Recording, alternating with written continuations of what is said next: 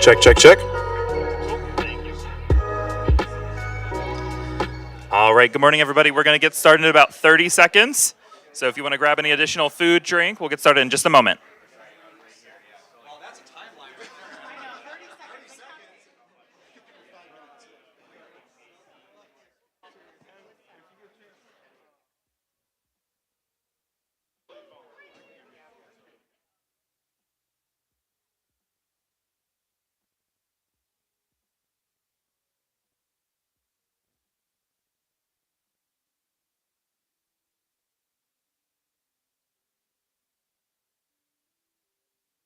Spread out.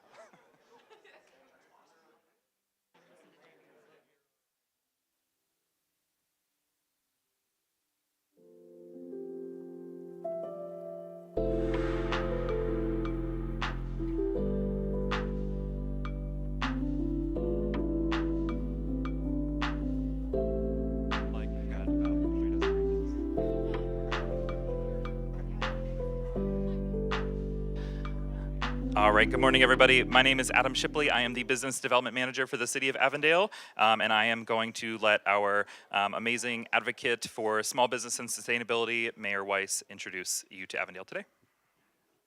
Good morning. How are you? I'm going to give that back. So We're on live stream. Oh, yeah. Good morning. So let me put this down. about 3 dozen green businesses call Avondale home, and our goal is to expand that over the next few years. And this summit has gotten bigger every year. Thanks to Adam. I know this is your baby. This is kind of what you have a passion about. I think today what you're going to find is you're going to hear from panelists who are subject matter experts who can help guide you in the policies that you want to implement. You might have a rough idea of what you want to do. You might have thoughts saying, okay, how do sustainability policies integrate with what we do? I think today that picture is going to become much more clear. I also think what you're going to find is that we are not going to tell you what to do. You're going to become the subject matter experts in your field for your business on how you roll this out. And you're going to hear about water. You're going to hear about marketing and operations. How do you put through an implementation strategy to get this rolling in your business? So we're incredibly excited to have you here. I know it's going to be a long day, but there's tons of food from New Penny Cafe. They've done amazing, and we're excited to have you here. So enjoy. Adam, congratulations.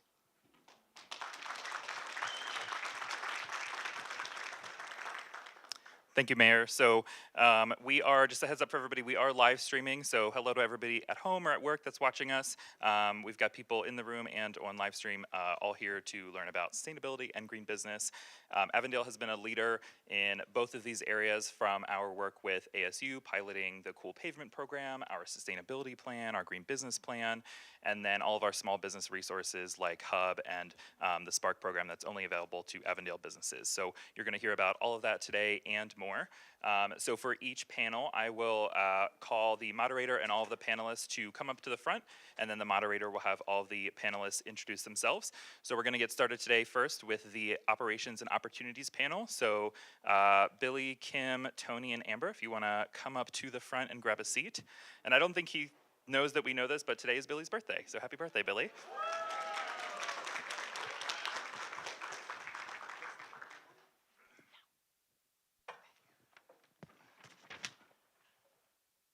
Happy birthday, Billy.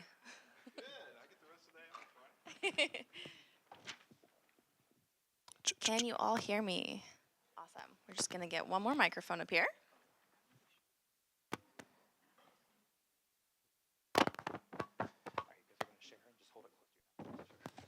All right, good morning, everyone. Thank you all for being here today. Hopefully you had time to grab some refreshments and are ready to dive into today's event and our first panel.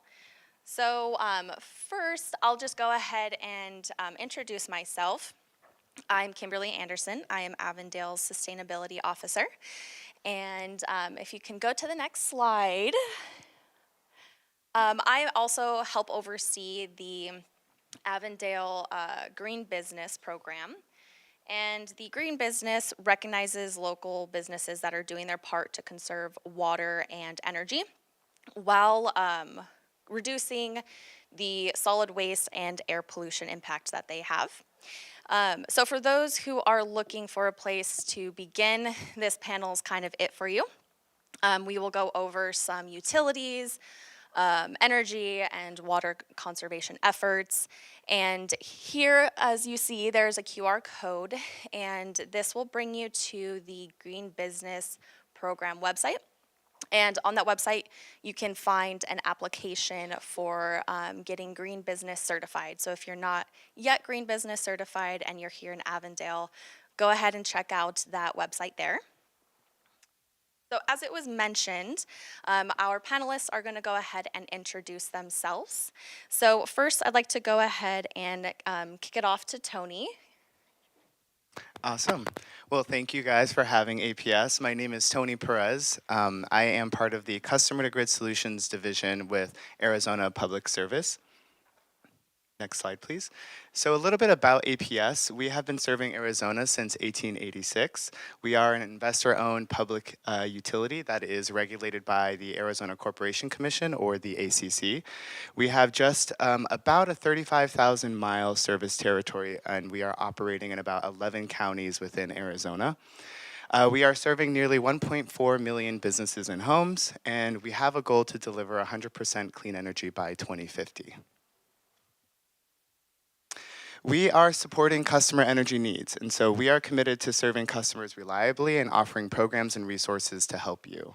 Some general benefits of energy efficiency includes utility cost savings, things like reducing maintenance costs, as well as some other non-financial benefits such as the impacts to your employees and those partners.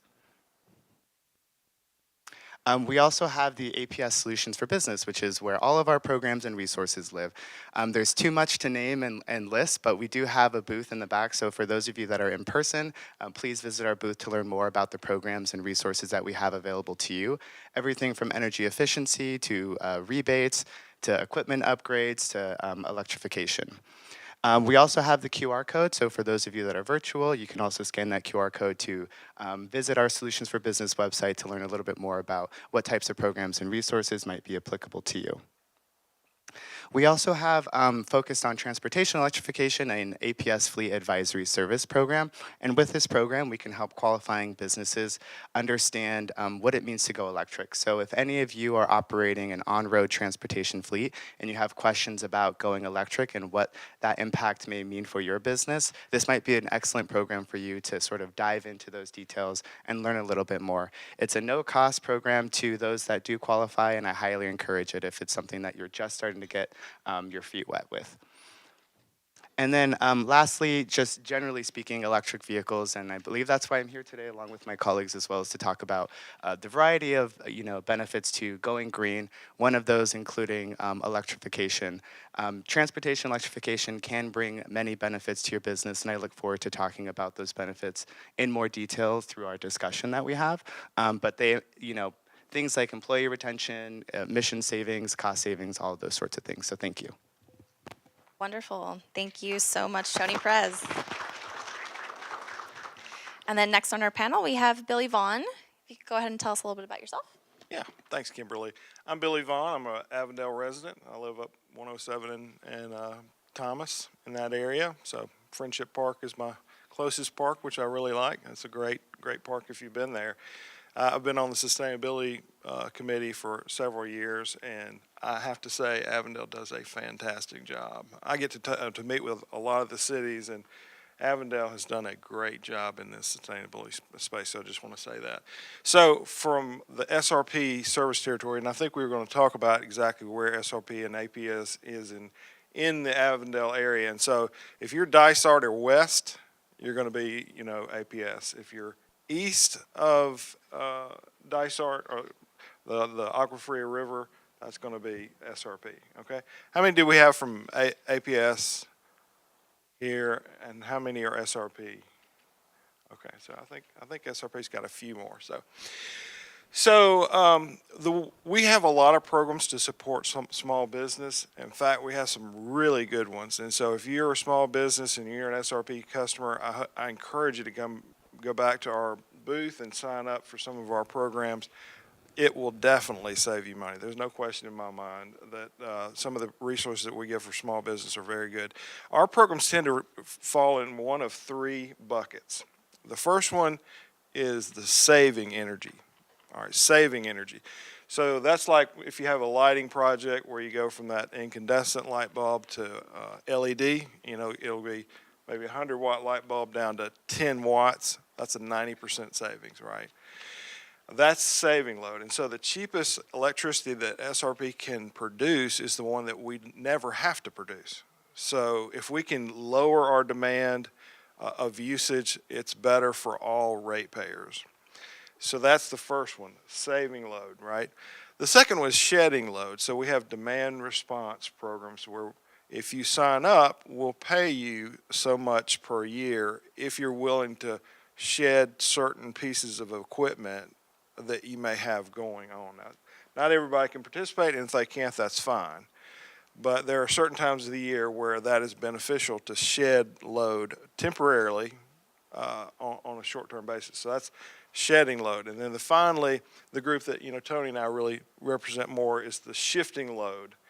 So I'm on the electric vehicle program. I manage the electric vehicle program for businesses, whether it's fleets, multifamily, nonprofits, retail, what have you. Any business customers that has a fleet or wants to offer charging to their customers, that will be the program that I'm representing. So in that vein, we try and shift the load, shifting the load, because homeowners charge their vehicles about 9 hours a week. 9 hours a week. Well, there's 168 hours in a week. That's a very low load factor. So all things being equal, you know, if they can charge overnight or when it's off peak, super off peak, then there's not much demand on our grid necessarily. So we're filling the valleys of where we have extra capacity. So our role is to educate customers on when to charge and how to maximize their rates on what we offer. So that's our three main programs. But I'll dive into some of these if we can switch to the next slide, please. And I'm going to skim through pretty much the rest of these. Can we advance that? All right. We're gonna play Pictionary or something. I'm gonna kind of sound it out and see if y'all can guess what it is. So on the electric vehicle program, do we have any nonprofits or multifamily represented here? Nonprofit? Yeah, any nonprofit? Any multifamily commercial property groups here? Okay. In that group, we have some extra incentives, so we can give up to $5,000 per port on our electric vehicle program. For regular business, we have $2,500 per charging port for the electric vehicle program. So what does that mean? If you look out here, I don't know if you noticed, Avondale's got 4 EV chargers out here. All right. So we were able to give Avondale 20 grand to defray the cost of installing the equipment. But it's not only the equipment, it's the infrastructure to get power to those locations. Sometimes you have to add transformers or service panels. Sometimes you don't. You have to pay for the equipment. So we give that amount of money to defray the cost of you installing equipment. Now, if you're a retailer here, how many retailers do we have? All right, not as many as I thought. Okay. You know, sometimes you want people to shop at your place, and if you have a charging station out front and they have to sit there for 20, 30, 45 minutes or an hour, well, that just brings new business to you, right? So we see a lot of customers that will do that. And so, let's see, which slide are we on? That's the E-Tech. Just go back one, if you will. So that's the slide I was just talking about. So if anybody have an EV vehicle in here? Anyone plan to get one? Has anybody driven one? Anybody driven one lately? Okay. I driven Oh yeah, it's very quiet. I will tell you from personal. I live here in Avondale. I can drive for $0.015 per mile, charging off on our super off peak rate. You would be hard pressed to beat 13 or 14 cents if you don't have an electric vehicle. So the savings is significant, all right? There's 90% fewer parts, so that means less downtime because it's not in the shop getting oil changes, or there's no oil changes. So I encourage you, there's a big event in just around the corner there at State Farm Stadium. It's kind of a big ride and drive event. It's Electrify Expo. It's May 5th and 6th. Everything that you can electrify will be there that you can test drive. And it's a great family event. It's very well attended. We've been trying to get this event here in the Phoenix Valley for many, many years. And I got to go out to one in Long Beach, and the line was like half a mile long just to get in. So if you're interested in that sort of thing, bring the kids out and test drive some of these, because you don't really know till you drive it, right? So let's go on to the next slide. Anybody here in transportation or manufacturing? Do we have anybody in that room, that group? Anybody have forklifts in their operation? Not many. Okay, if anything's battery powered, we probably have a rebate. And I'll just make a blanket statement. If you're buying new equipment that saves energy or even adds energy, reach out to one of us. We probably have a rebate to support you on that. And so this is our off-road electrification. It's mostly like forklifts and process stuff, but I don't see many in that group. So let's move on to the next one. So lighting is energy efficiency is what you tend to think of when you think of like utility programs, and lighting is no exception. This is a program, like I had mentioned before, you know, you can save 90% of your lighting load, and lights tend to stay on almost all day. Not many places that don't have their lights on. So that's a significant base load reduction for you. So we have a group in the back, Cassidy and Kent. Cassidy's with Resource Innovation that manage our energy efficiency program. She's the one that you definitely want to talk to about some of these different programs. And so we can give, you know, rebates for the controls as well as the lighting for the lighting program. Next slide. Non-lighting, I won't get into much. A lot of building envelope, compressed air. I don't know how Can much. save some of that for We'll save some of that. Yeah. Yeah. HVAC tune-up. So this is new for this year. This applies for if you own a business and you're an SRP customer, you really need to have a tune-up probably. Now there's some stipulations. It's got to be, you know, a couple of years old and different things like that. But basically, I mean, you're getting a tune-up for free. I mean, and so that's going to save you, you know, a few percent on your bill. And so that's another thing that you'll want to sign up on. So next slide. Other small business solutions where we'll come in and kind of do a walkthrough audit of your facilities. This is probably one of the best programs of what we have. And what we identify through that walkthrough, we'll pay to fix it. And we'll pay the majority of the amount. And so significant savings are possible here. This is definitely one that you need to circle and sign up for at the end of the conference here. Next slide. Anything else? All right. I think that's it. Okay. We just have some contact us from here. Awesome. Thank you so much, Bill, Yvonne. And here we go. A lot of information for you there. And then next we have Amber Hughes, who is our city's very own water conservationist. Amber, go ahead and tell us a little bit more about yourself. I'm going to stand up because I'm short and chairs. Anyway, so I am Amber Hughes. I am the Water Conservation Coordinator here in Avondale. I've been here almost a year, couple weeks. It'll be my 1-year anniversary. Give me a hand. I stayed a year. So I've been trying to do a lot of things with Avondale, and one of the things I've been trying to do is reach out to businesses. So when I got asked to come here, I was like, oh, great, I can reach out to businesses. Because I think we didn't have a Water Conservation Coordinator for a little while because she retired, and they were looking for a new one, and then they found me. So I am reaching out to you and letting you know kind of what we do. So one of the things, so I have a very short presentation, and I have a table back there that talks more about this stuff. But understanding your numbers, so know your flow rate. So what does that mean? If you want to save water, because I'm water conservation, know your flow rate. What is a flow rate, right? So how much water is coming out of your faucets? How much water, if you have a facility that has showers, how much water is coming out of your shower? How do you measure that? Well, we have some tools for you back there that will help you measure that. Something as simple as just changing your aerator can save you hundreds of gallons, thousands of gallons over the course of a year. Switch real quick. It might be me. There we go. Or maybe it's the microphone. I don't know. Maybe I was hitting something. Like this? So I can be like a singer? Like you're singing. There we go. I don't know if I don't sing very well. I used to. But, okay, it's karaoke. I can do that. It does sound better. He does karaoke. Okay, so track your water use. We'll do karaoke next weekend. What's your baseline? So how do you know your water use? So if you pay your own water bill as a business, you can track your water use on your bill. But what if you're in a strip mall, right? And then the water bill comes from everybody in the strip mall and it's kind of divided between. You would have to ask the property manager or whoever manages that for what is my specific water use.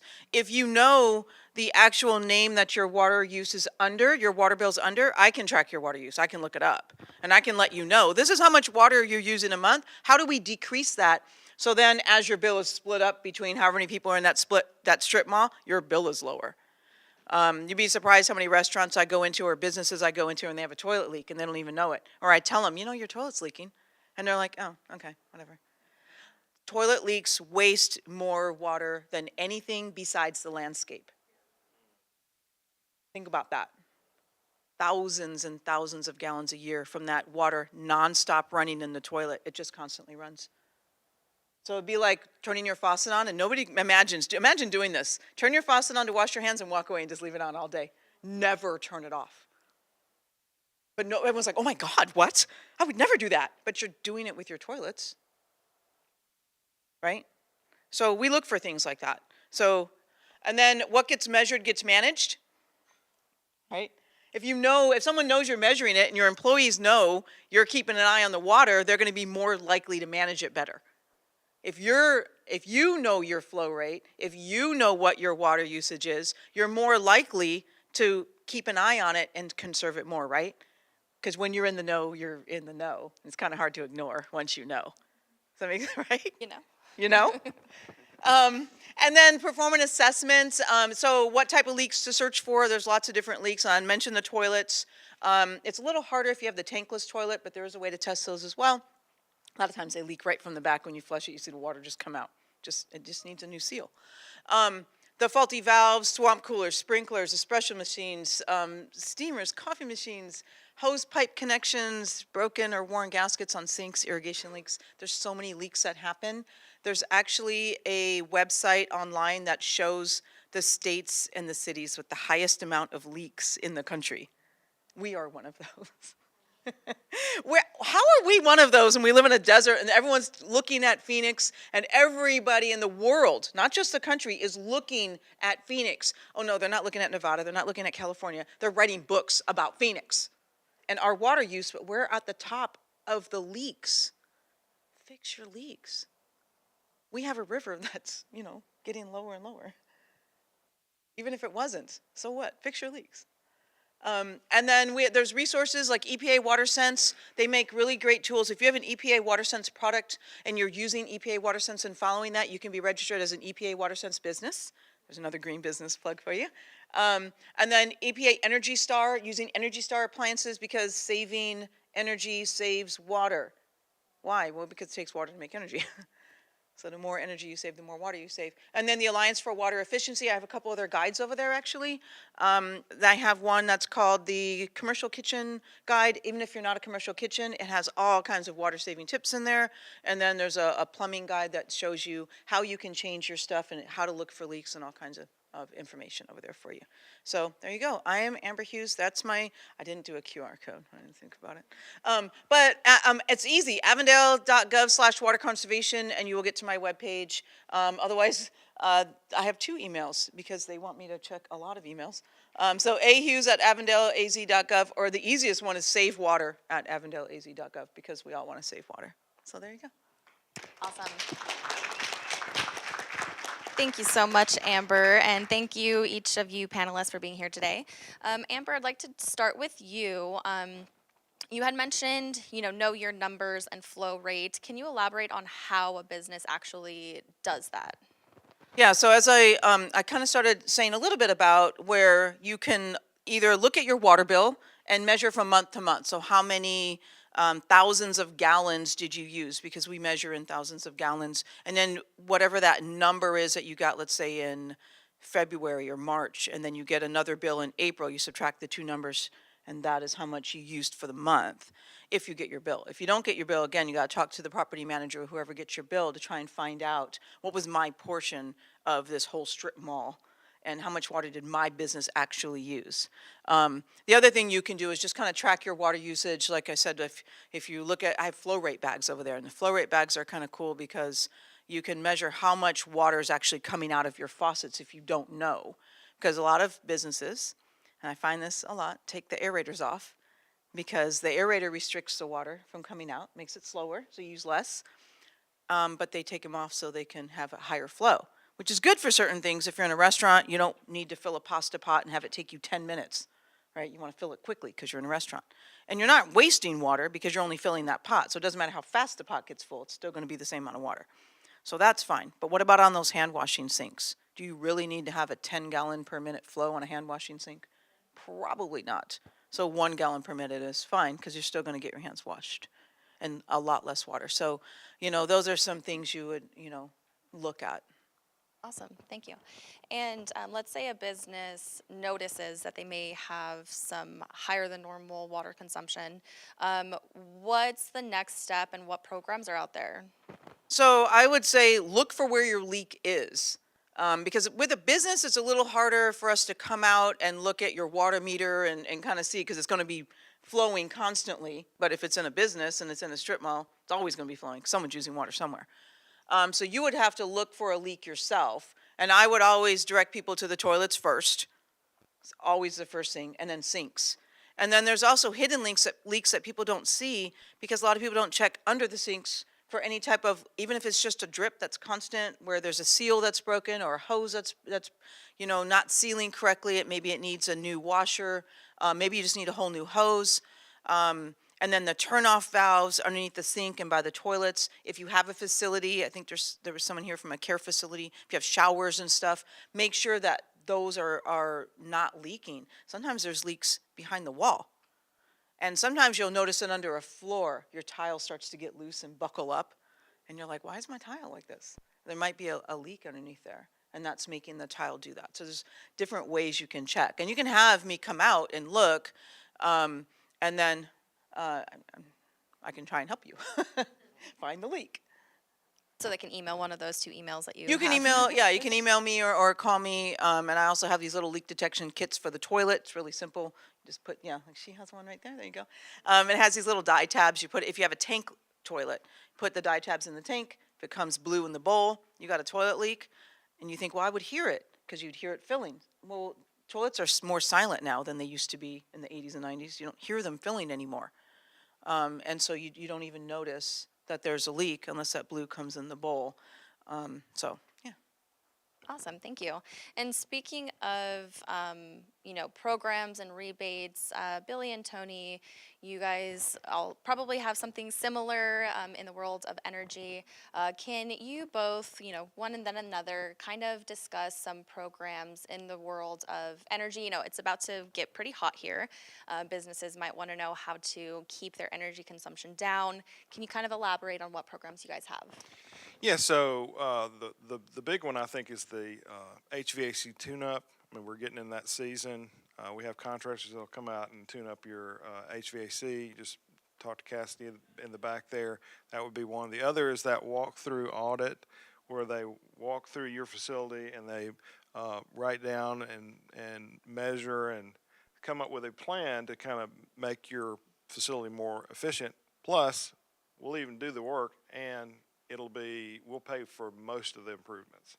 So, I mean, those are two really good programs to help you save money. I mean, you're busy running your business. You're busy wearing a lot of hats, and having some expert to come in really for no cost out of pocket to you, just to give an assessment, is quite good.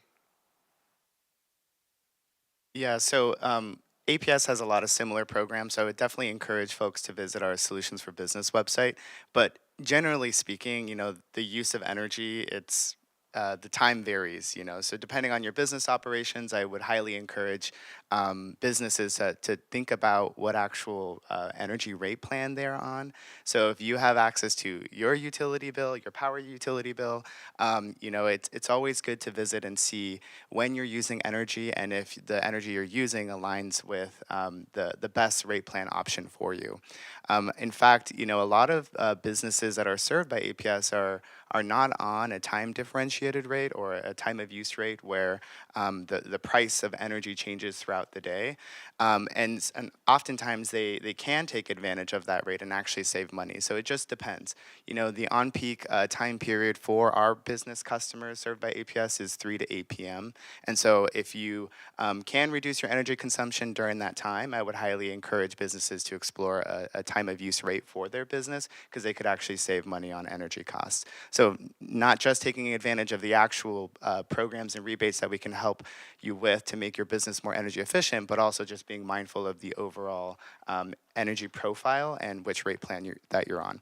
And then I'll also just add that in addition to that, if you're interested in being supplied green energy, APS has a specific program called Green Power Partners, where you can claim that your facility is served by electricity that is generated by renewable energy. So I highly encourage you all to check that out as well.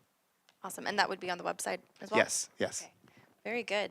And I also want to touch on, you both are proficient in the world of electric vehicles and electric vehicle charging.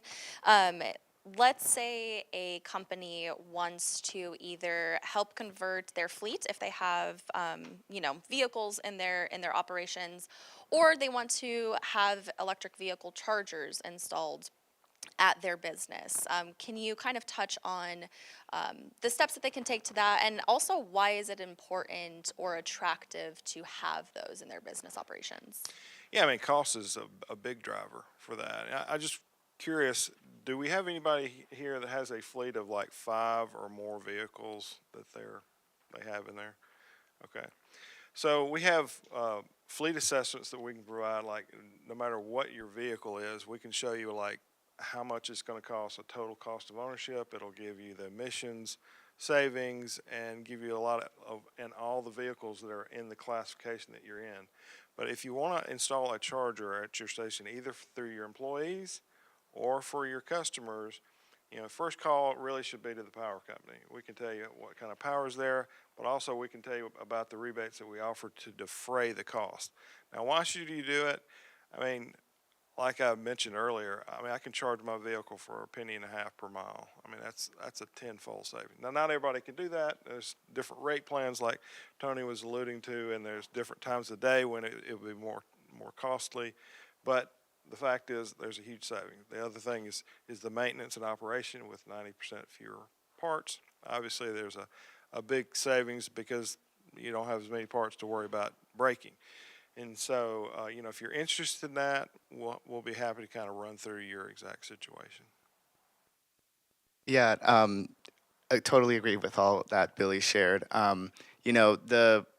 It's a new world, when thinking about electric vehicles and electric vehicle charging, and utilities are, we know energy, and so we have a lot of resources to help businesses understand, what it means to actually install a charger, what types of things should you be considering, and also, how will that impact my business? I think just having charging stations, having it for your fleet is one thing if you don't have an on-road fleet, but perhaps you just want to offer it as an amenity to your customers or your employees. That's also an option that we see a lot of our customers do.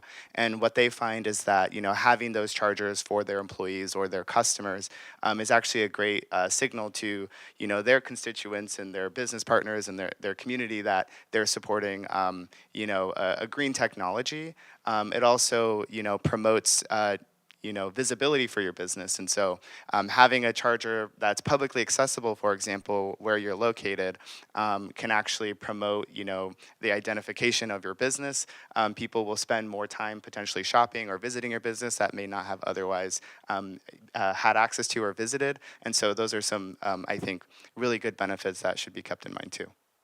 Yeah, and another tidbit to point out is Avondale has a policy for the percentage of electric vehicle chargers needing to be accessible at a business, whether it's the number of chargers installed or parking spaces that can be converted to EV chargers within the future. So it has the electricity infrastructure set up for it.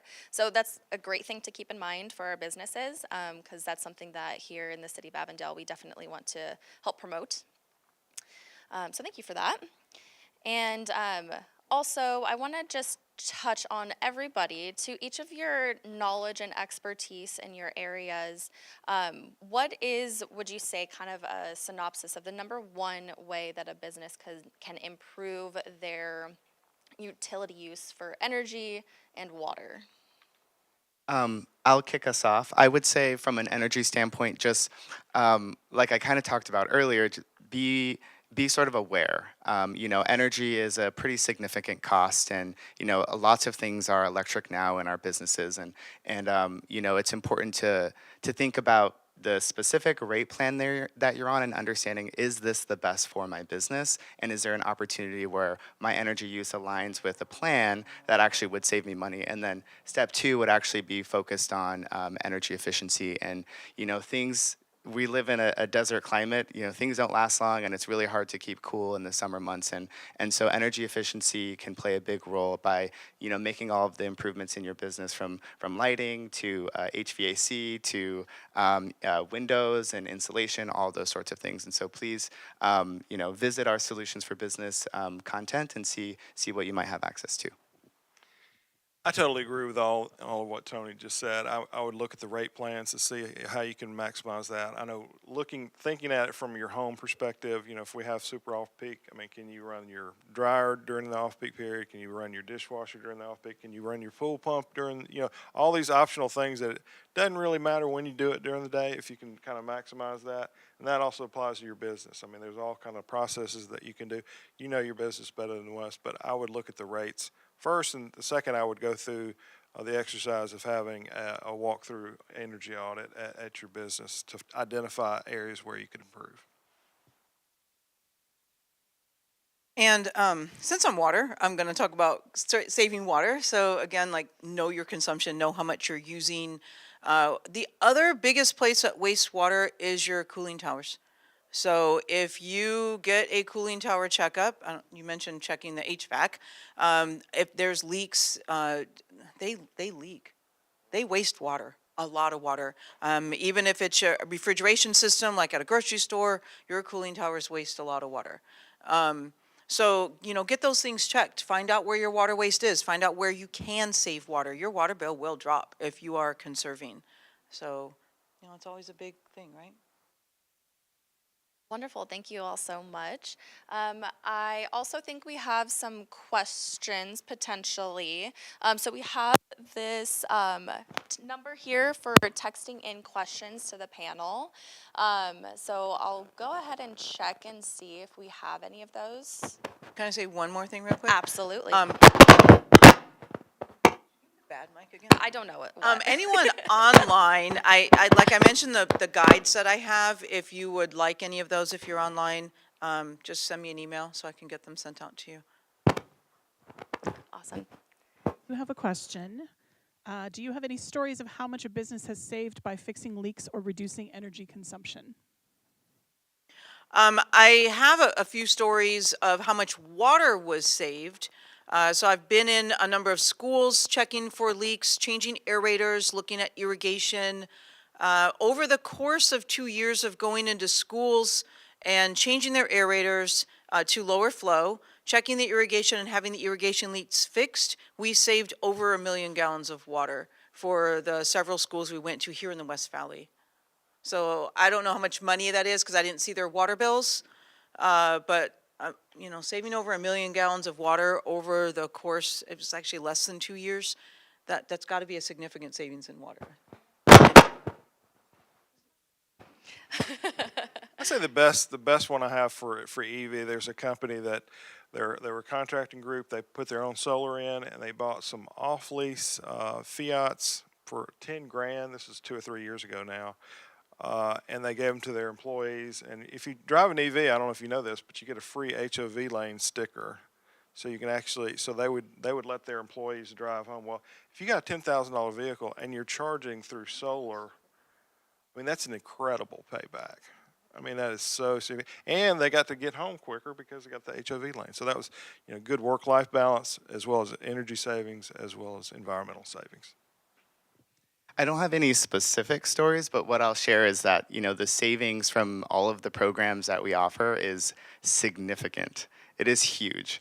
And it's difficult to overstate the benefit that APS receives by offering these incentives to help businesses save money. That is sort of the foundation of why we offer these types of programs and resources for customers. Is that if our customers save energy, that means that APS or SRP, we're not having to turn on an additional natural gas turbine on during the peak period, and so or invest in a new generating resource because because we're so heavily focused on helping our customers shift to more efficient technology that doesn't really require us utilities to have to invest in more generating resources. And so it is very significant, the savings overall, and we track and report that across our entire portfolio of rebates that we offer. So no specific stories, but just wanted to highlight that. Wonderful, thank you. Do we have another question? Can you talk about the difference between level 2 and level 3 EV chargers? So there's actually 3 levels. Level 1 is just like plugging into one of those plugs right there on the wall. It's very slow. You only get maybe 4 or 5 miles per hour of charging, right? So you wouldn't want to use that unless you really had to. Level 2 is what we see. 95% of all chargers are level 2 chargers. That means they're 240 volt, and what that means is like they run on the same type of plug as a dryer would have. So we have programs where we'll install chargers, the electrical in your garage or wherever you may be charging. The reality is 85% of all charging is done at people's homes. And so one of the reasons we want to work with multifamily is that, if you're renting, you're not going to put that investment in. So we give it enhanced incentives if you live in a multifamily property. And if you do live there and you don't have a charger, reach out to your management team. We'll be glad to work with them. But that would be. So are you saying if someone has a dryer, they could plug their EV charger into their dryer plug? So you'd have to have a splitter, and you would not want to use the use the dryer dryer at if the you didn't same use the time. dryer. It's possible to do that. You see that more like in California. The runs tend to be a little bit longer. If you happen to have your dryer right by the garage, for example, you could run they call it a splitter, where it'll tee off the load. But if you have power and your service center is on that side of the garage, then it's fairly nominal to kind of run one, but it is possible to run off the dryer. Yeah. Yeah, very good. She's taking notes. I'm taking notes in my head, like how can I not use the regular wall plug, Right. 5-hour plug-in, then I don't Right. use the electric dryer. You have one more question for the end of this panel. Thank you for the great discussion. I have a couple of questions. For Mr. Vaughn, when it comes to the HVAC tune-up and walkthrough, does this apply only to brick and mortar businesses? It has to be a commercial behind a commercial meter. That's our main stipulation there. So if you're at your home and you have a home office and it's classified as residential in our system, then it wouldn't apply. That's the only one I could think of where you wouldn't apply. But if it's a commercial business, yeah, it would apply. Part of that same question is for Mrs. Hughes. Can a business owner from outside of Avondale, for example, Goodyear, come to you to learn more about their water conservation efforts? So that's a good question, because I'm actually offering a class. So we partner with Goodyear and Buckeye, offering classes, because I also do all the plant classes and the landscape classes, but we are also offering a water conservation class to teach people how to do all these things I talked about, check for leaks, how do you be more water efficient, and we're doing it in Buckeye this summer. We're not doing one in the city of Goodyear right now because we partner together. We decide which city we're going to offer which classes in, and we actually are offering that class to people, anyone that wants to show up in Buckeye. The other thing that we're offering here in Avondale is we teamed up with SRP. It's Tanya Hughes, I don't know if you know her, and they're coming out and teaching an energy conservation class here in Avondale at the Civic Center Library. So if you want to learn more about saving energy, it's a free class.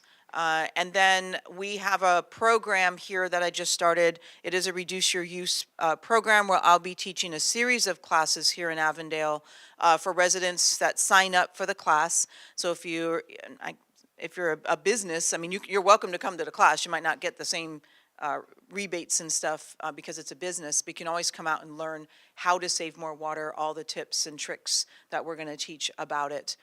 So there's some opportunities that are coming up. Yeah. Awesome. Thank you all for joining us today. And each of them have booths in the back, so if you want some more information, please go check out their booths. But give a round of applause for our panelists today. Thank you. And if you're online, please send me an email for more information on those classes, times and stuff. Awesome. Thank you.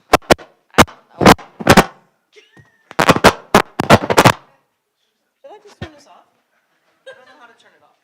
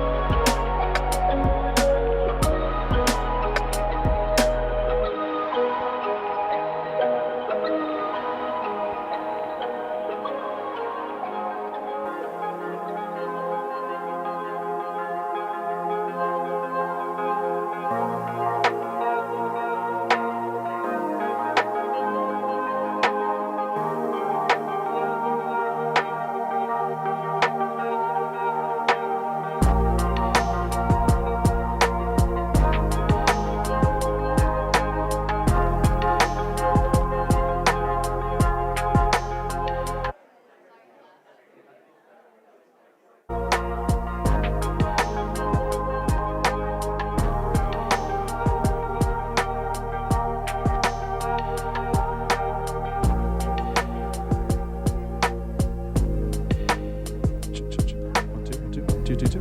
Check, check, check. Check, check, check.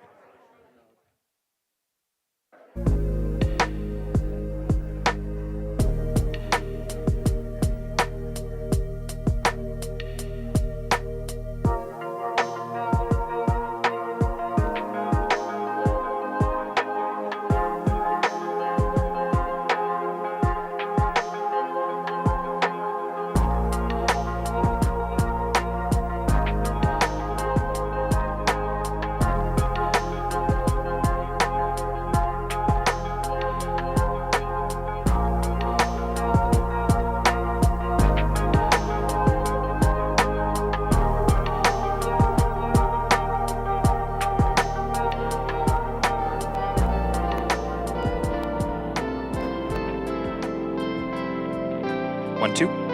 All right, so we think we eliminated the bad mic, so we're gonna keep rolling with the next panel. Just a reminder, we've got people at home watching on live stream. We've got food on this side and bathrooms on this side, but you can cross over. Okay, don't be scared. So we're gonna go ahead and move into the finance and economics panel. So if I can ask Ken, Andre, Cody, and Jason to come grab a seat up in the front.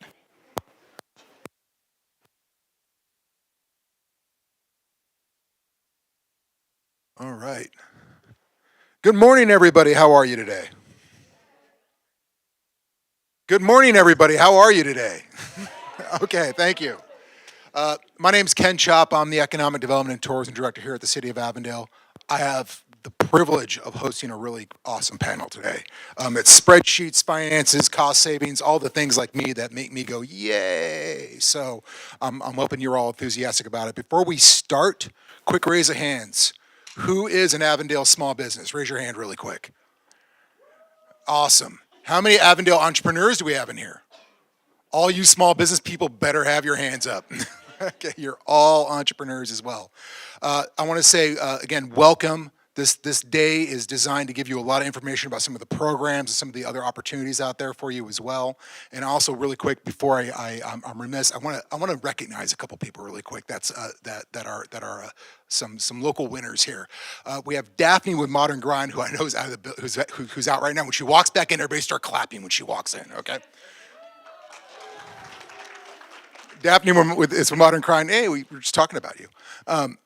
Is our leading edge award winner for the People's Choice Award. That's 2 years in a row, so congratulations to Daphne. And we have the Flower Wrangler here, who's also our first winner. It's a first-time winner for the Community Impact Award. If you're interested in participating in the Leading Edge Awards, we announce them at the State of the City every year. We start launching them in late fallish, winterish of every year. So keep your eyes on our socials for that. It's an opportunity to recognize our Avondale businesses. We encourage you all to participate in that. So without further ado, let's dive right into it. Let me start by passing it off to Cody here with Vitamin Shop. I know we're all going to introduce ourselves, but here you go. All right, good morning, everybody. All right, so my name is Cody Cummings. I am the Senior Inventory Control and Continuous Improvement Manager for the Vitamin Shop. I know that was a really long title, so excuse that.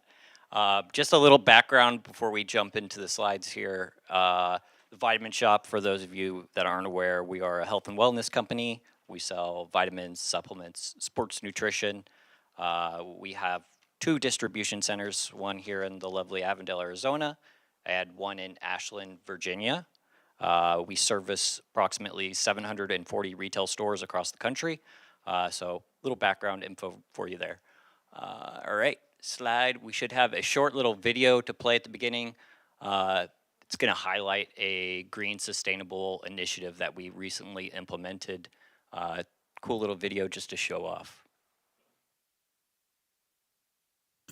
In a conscious effort to reduce its environmental impact and adopt sustainable practices, Arizona recently embarked on a new initiative, the testing of a corrugate box shredder.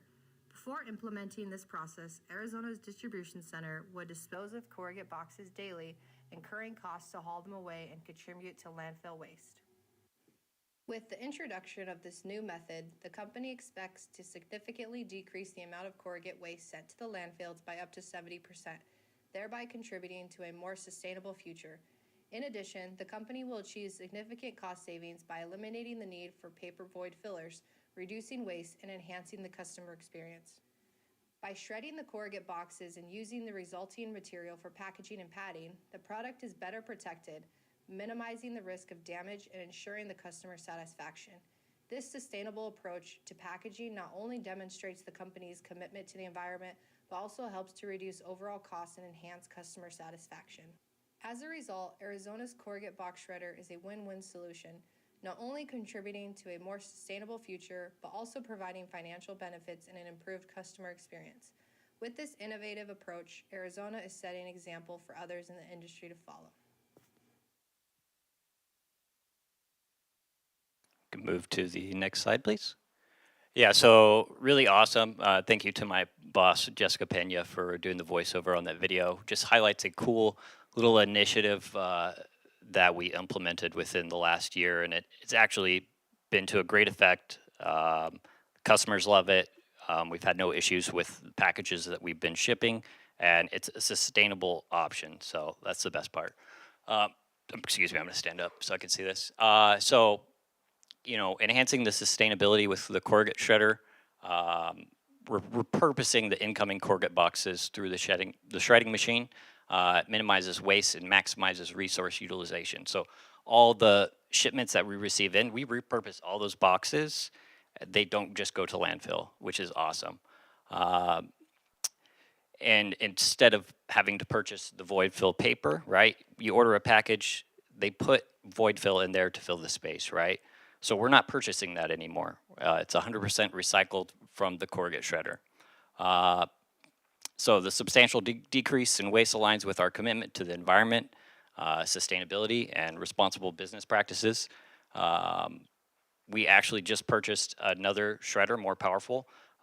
This was a really good investment, very green, sustainable investment. So it worked out great. So we've purchased another one, and we're looking at some more ways that we can repurpose the corrugate.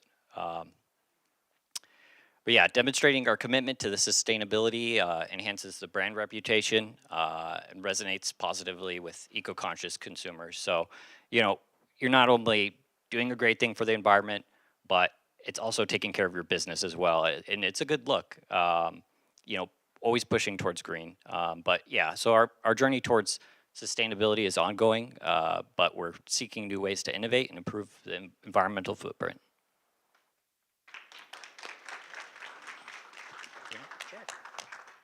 Hey, good morning, everyone. My name is Jason Lowry, and I'm the Director of Sustainability Initiatives for Local First Arizona. For those of you who are not familiar, Local First Arizona is North America's largest coalition of locally owned businesses. We work with businesses in all aspects, from food entrepreneurs, Spanish language. Fuerza Local has been a huge part of the program. I know we've been working a long time with the city of Avondale in that.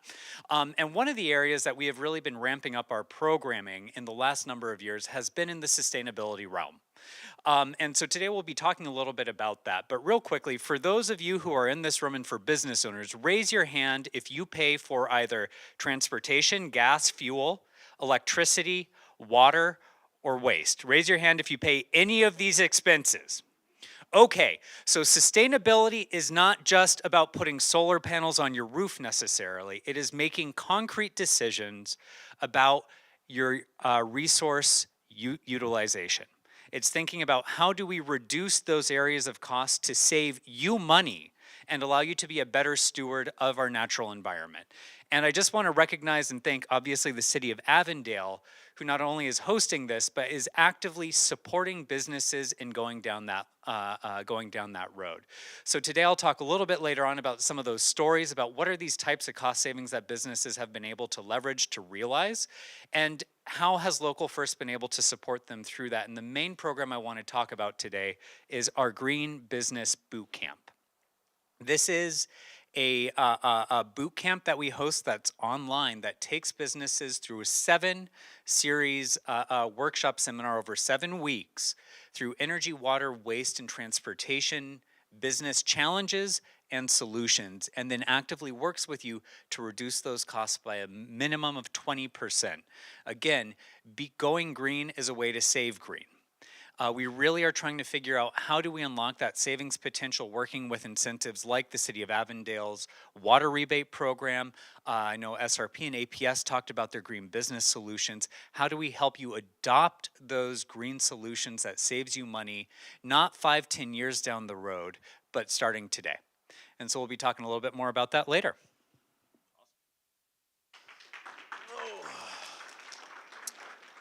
Well, hello everyone. My name is Andre Whittington. I am with Grow Partners Arizona. We're a local community development and financial institution. Long way of saying we provide loans and lending for nonprofits and small businesses in Arizona. We have offices in Tucson, Phoenix, and Flagstaff.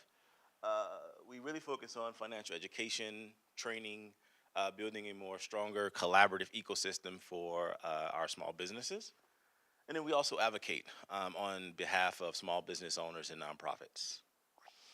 And so today, one of the things that I'm going to talk to you all about is the Spark loan program. And so this is a very innovative program that was supported by the city of Avondale. First of its kind in this area when we think about character-based lending. And so the Spark program is a character-based loan program for small businesses in Avondale. Only for small businesses in Avondale, where you can secure up to $35,000.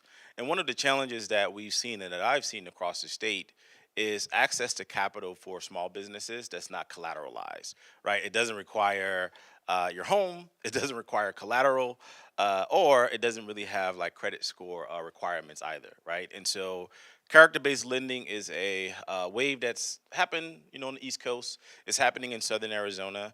This program is bringing that to Central Arizona, and it's pretty huge. And so how it operates and what it looks at is your potential as a business owner to get a better understanding of where you are, what you're looking to do with the funds. And so it's more conversation based. There's an interview as well and some character references.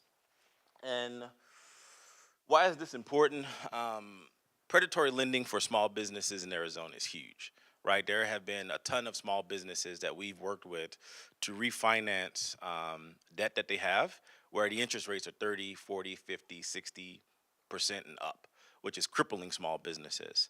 And so as a CDFI, our role is to make sure that we are combating that with intention. And I'll talk a little bit more about that later in the discussion.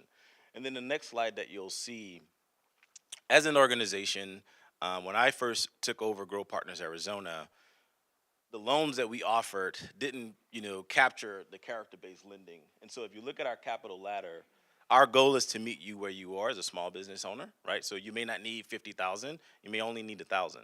And so our goal is to make sure that we're providing that capital to you to get you more bankable.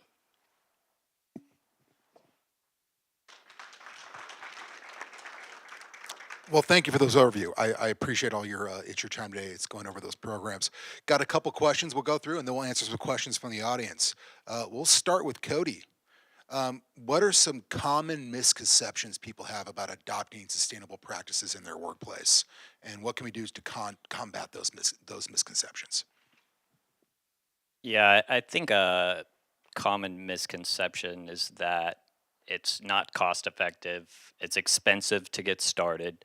But I would say I definitely challenge you to dig into the data, look at the numbers, and you can see the ROI. It's there, it's worth it, right? So not only are you handling the business side of it, but you're pushing towards something that's sustainable, a green alternative, right? So I definitely challenge you to look at the numbers because a lot of people are, I would say afraid to kind of dive in to look at those numbers. But when you look at it, the data really shows that sustainable options are the way of the future, right? And I'd say like a way to kind of bring more light to it is events like this. A wonderful thing, we're open discussion. It shows you how many different opportunities there are and resources available. Thank you. Jason, what are some interesting trends you've been seeing in small businesses adopting sustainable practices? I think what has been as the energy and water crises across the country and world as it is have gotten more and more attention, what we've seen is there's been a big push to roll out massive R&D grants and things like that to come up with new solutions. What's been really exciting to me is looking below that, the number of small businesses that are doing very, very basic things that have an incredible impact on their operations. Pines Inn and Suites is a hotel in the Verde Valley. They operate out of Cottonwood, Arizona. And they went through the Green Business Boot Camp, and in that they heard about a story of another hotel down in Tucson that had installed remote control thermostats in their rooms. So thinking about anyone, multifamily, hotels, anything like that. And Anna Mae, the owner, was just like, well, yeah, when a guest leaves their room in the wintertime, the heat stays on at 78, 82 degrees. When they leave their room in the summertime, the cooling stays on, the AC stays on at 68 degrees. So she said, all right, let's invest in some thermostats. She purchased a whole bunch of remote control, motion detecting thermostats, installed those. It cost her about $11,000. What was exciting is working with APS, she was able to draw down, I think, about $1,800 in rebates. And this is the crazy part, thermostats are saving her $6,500 a year. Okay?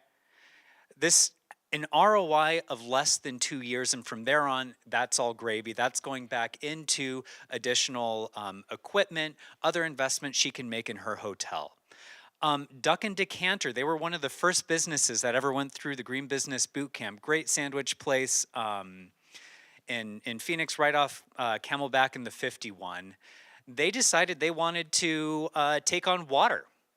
So they did a water audit, and what they learned was if they spent $1,200 in installing those faucet aerators, a water efficient spray valve, and they had these behemoth like 3-gallon plus per flush toilets.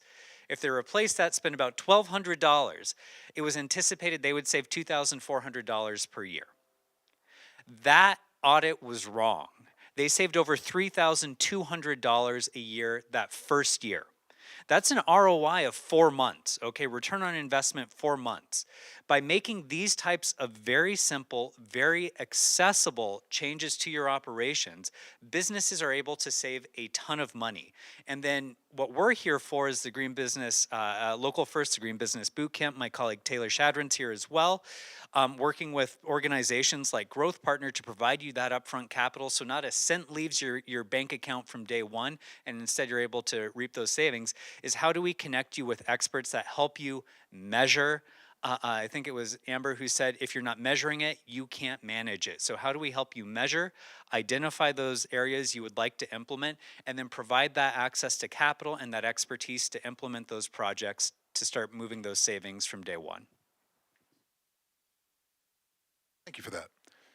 Andre, how has small business lending field changed over the past 5 years, and what do you predict will happen in the next 5 to 10 years?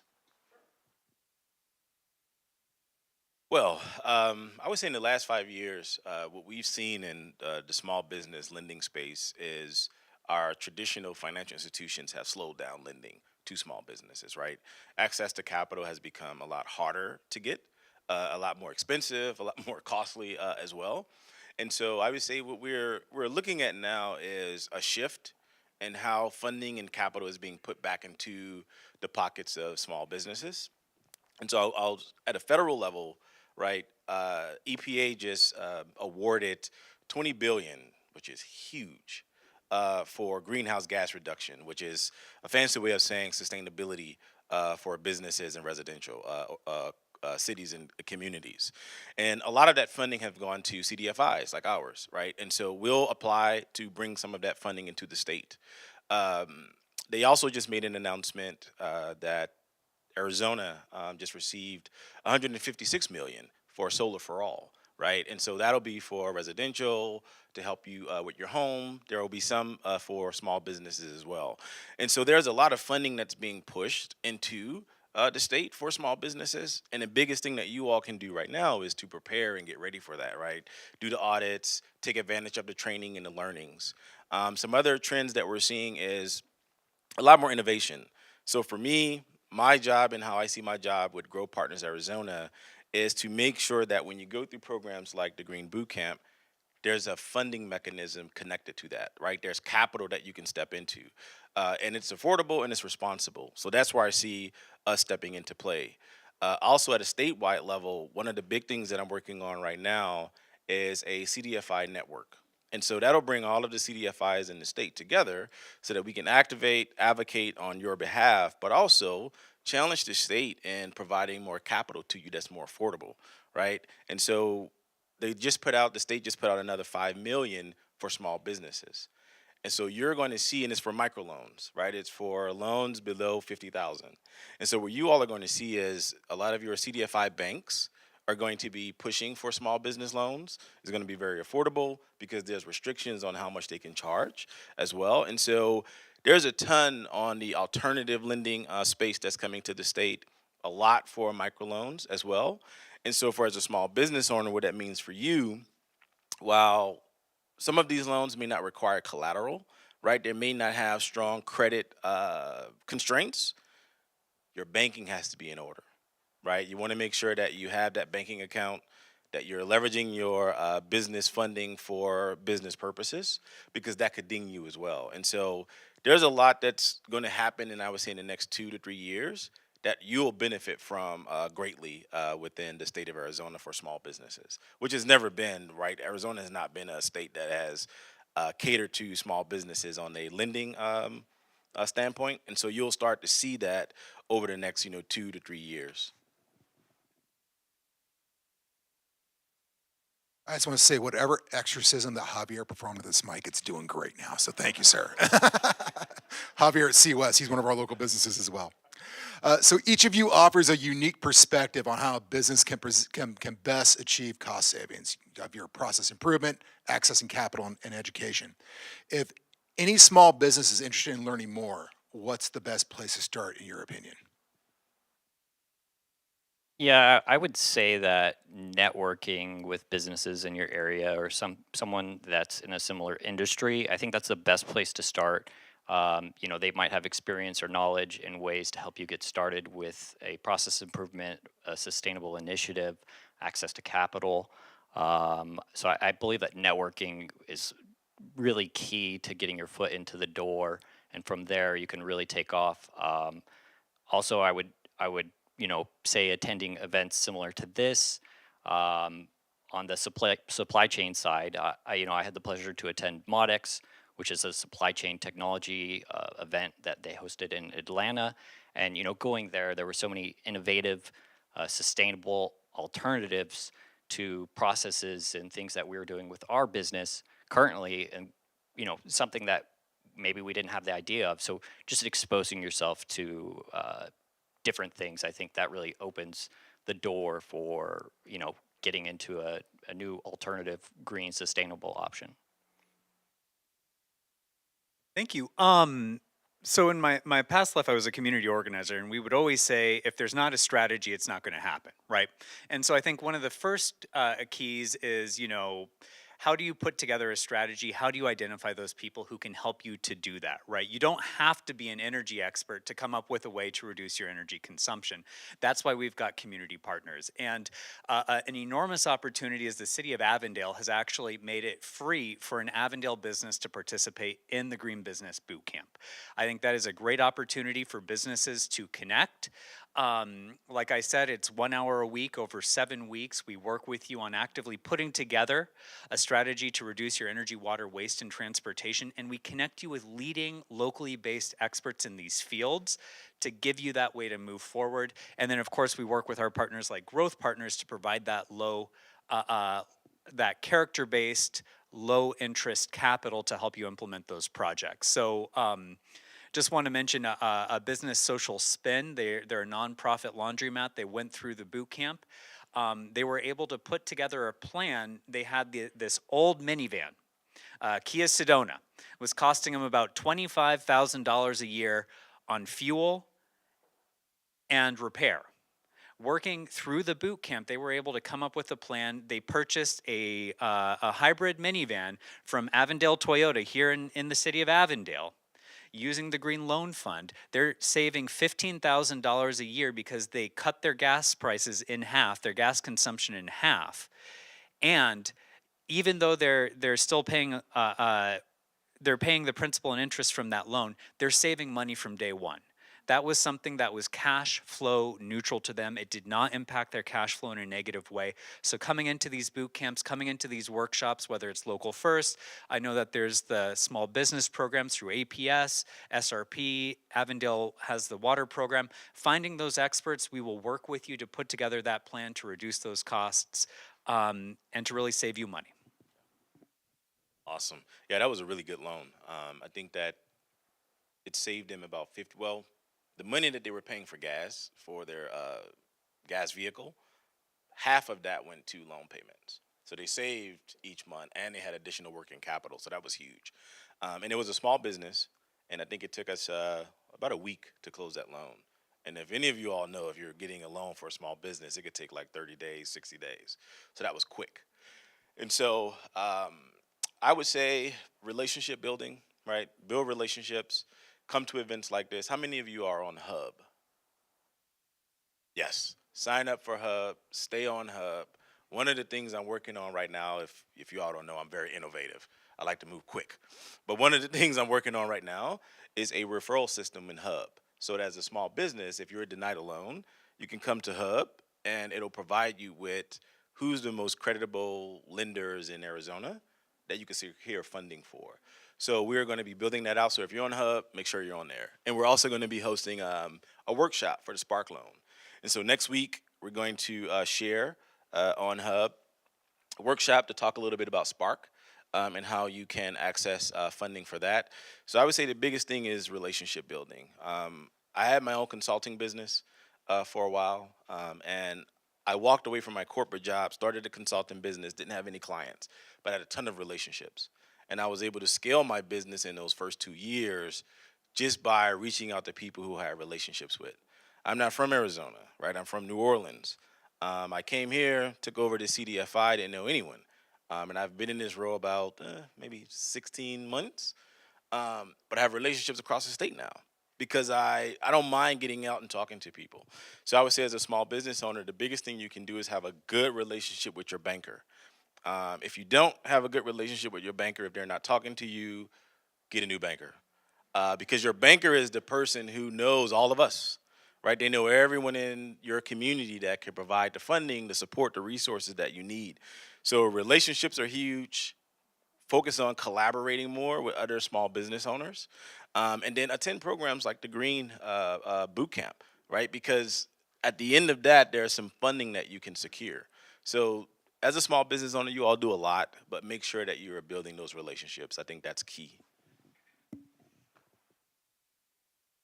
So Andre mentioned something in his dialogue there. Who does not know what Hub is? He mentioned Hub. Who raise your hand if you don't know what Hub is? Okay. Hub is it's free. If you're an Avondale business, it's free to you. Okay. You go on our website, avondaleedge.com. You go and you click on the link to Avondale Hub, Avondale Edge Hub. You get access to free subject matter expert hours. So if you need marketing, you need legal advice, you need accounting, you need to talk to somebody like Andre or Jason or any other service it's provider out there, you have access to that. There's free webinars. It's free if you're an Avondale business. So if you're not on there, you need to get on there. And if you want to find out more about it, talk to many of the people in here that are already doing it. That's the plug for Hub, and Jenny's going to be really happy with me for plugging her product. All right, so I know we have some questions from the public, right, Stephanie?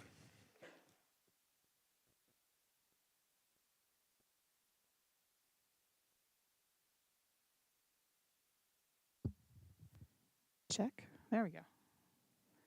Okay, first question is for Andre. What is the difference between an SBA loan and the Spark loan? So I'll just keep it real simple.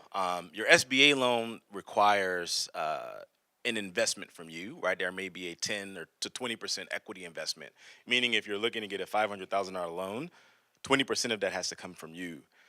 Spark is more of, it's character based, right? It's more relationship based. So when you apply with us, I would say we can close a Spark loan in a month, right? Because it takes that relationship building. SBA, I know some SBA small businesses that have been working on a loan for about 5 years. So the difference is the amount SBA 250,000 up to 5 million, Spark 35,000 and below. Thank you. I have another question for the panel. Where can businesses start to get an audit on different utilities so they can identify areas where they can reduce? Many don't know how to begin and so choose not to. That's a really good question. So again, I think there are different organizations you can go to that can direct you in that way. I think Local First is one of them. I know the City of Avondale, the Sustainability Department is another. These are all resources that are on tap for you. Through that, thinking about how do you work with your energy utility company, whether it's APS, SRP, are you a Southwest Gas client, etc. The City of Avondale can also come in and do water audits for you. We just heard about that earlier today. But I think going to those organizations that can help you navigate that. If you're a larger business, Local First actively works with Arizona State University and their Industrial Assessment Center to provide free or incredibly low-cost energy audits that will look at all of your operations, all of your equipment, and provide concrete next steps with returns on investment of under 5 years. These are all ways that businesses can benefit from this. Again, if you're not planning, if you're not developing a strategy around it, it's very hard to change it. And so all of those different organizations are here. They're at your service, and they're ready to work with you to begin to figure out what is your energy consumption, how much are you spending on fuel, what's going on with your water consumption, then how do we work with you to develop those plans to implement it moving forward. We have another question for Jason. Do I need to have a full-fledged green idea to join the Green Business Bootcamp, or will the bootcamp help me figure out what my opportunities are? You do not need to have any plan coming into the boot camp. The most important thing is come into the boot camp with an understanding of what's going on in your business, what are you paying towards utilities, and we will actively work with you to identify those pain points and develop those strategies. That's why we have an entire team of experts both on the Local First staff, but also a whole host of supporting experts, whether it's energy, water, waste, transportation, who are here to support you in coming up with those opportunities. For Andre, what kind of projects can the Spark program fund, and what are some of the character questions that come up in the interview? Oh, good question. So working capital, right? If you are a home-based business and you're looking to move into brick and mortar, you can leverage it for that. You need to hire team members. They talked a little bit about some of the rebates on the EV vehicles and things like that, so you could use it for that, right? And so it's really just for your business to help you grow. So working capital, sustainability. We talked a lot about some of the green stuff, green things that's happening. You could use funding for that. Some of the character questions that we ask on the application, it's really about you, right? So the application, you'll go through a pre-assessment first, and it'll kind of tell you what you qualify for, because you may need 35,000, but the project that you have, it's probably you don't need the whole 35,000, right? So you'll go through a pre-assessment first, and then from there, it'll let you know how much you qualify for, and then you start the application. And the application is straightforward. There's a video interview that you would do just by yourself, so you're not nervous. And they're just asking you to tell your story, right? Tell us a little bit about who you are. Tell us a little bit about your business and what drove you to start your business. And then from there, you meet with us, you'll meet with the Local First team, and you'll put together like a pitch deck. And that pitch deck is really for you to tell your story. What happens with traditional loan programs, you're a number, right? We're looking at your financials, we're looking at a credit score, we're looking at how much money you won, how much money you've earned. The Spark program looks at you as an entrepreneur, right? So you're in a room, you're talking about your story, you're sharing how you're going to utilize the funds, and then you secure the funding. And so that what makes it a little bit different. And so it's to take the fear away from lending. And so that's how the character-based program works. Great. Regarding the Green Business Bootcamp, how much is the Green Business Bootcamp, and how do I get involved? So again, if you are an Avondale business or a business owner who lives in Avondale, it is completely free of charge to you. Outside of that, if you come from outside of Avondale, it can start at about 160 if you have fewer than 10 employees, all the way up to about 600 if you've got 50 or more. So it really depends on size of the business. We try and have a sliding scale to make sure it's as accessible as possible. But thanks to the generosity of Avondale and their support for small businesses, if you live here, it is free. Excellent. Cody, can you talk more about how the idea for the cardboard recycling came to be? What led you to think of doing that, and what steps did you do to make it happen? Yeah, so I can't take all of the credit for the process improvement. Definitely, it was a lot of teamwork, a lot of the team involved. But with the vitamin shop, we're always trying to, push the envelope. We're trying to improve the process in one way or another, whether it's making it more sustainable, more efficient from a cost perspective. But we were using paper dunnage that we were purchasing thousands of rolls every year. So you're impacting the environment by purchasing that amount, right? And then when you get a package and you get that dunnage, it goes right in the trash, right? It's going to landfills. So, the main driver to approach that process improvement was, how can we reduce what we're using and make it sustainable, right? So it was definitely a creative process to dive into utilizing something that was already within our building, reusing it, implementing it into an effective process, right? So you really need to break down when you're looking at something that you're trying to make sustainable. You need to break down from start to finish, make sure the numbers look right. But I mean, with the corrugate shredder, I think the main driver was really initially from a cost perspective, but then we realized the sustainability that came from it.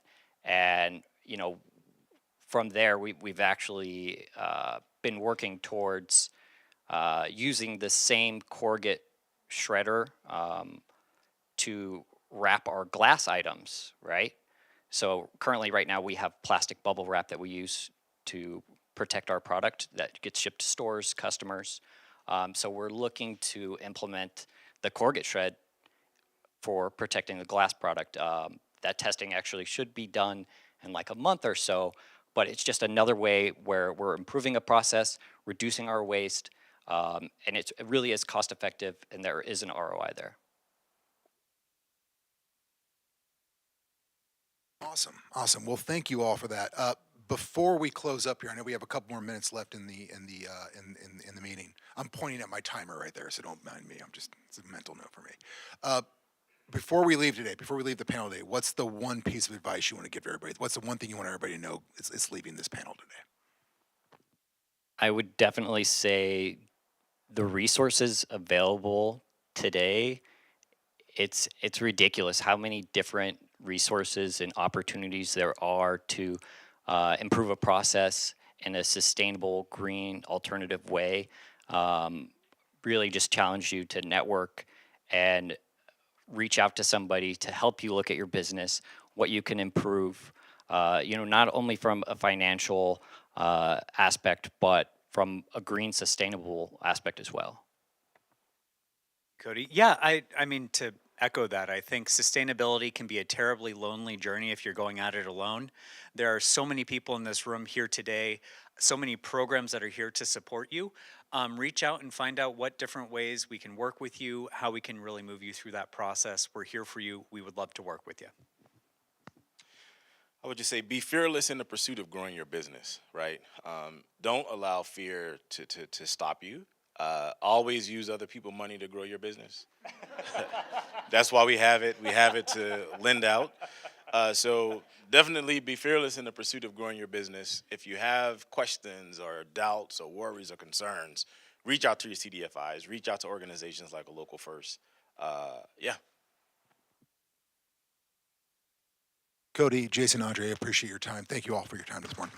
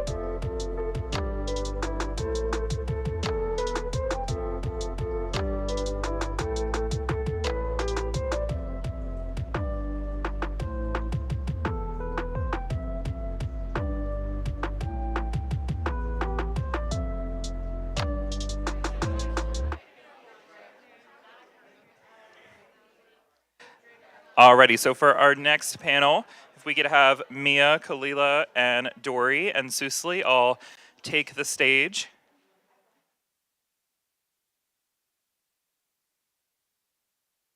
By the way, the doors are locked and won't be reopened until all the food's gone. If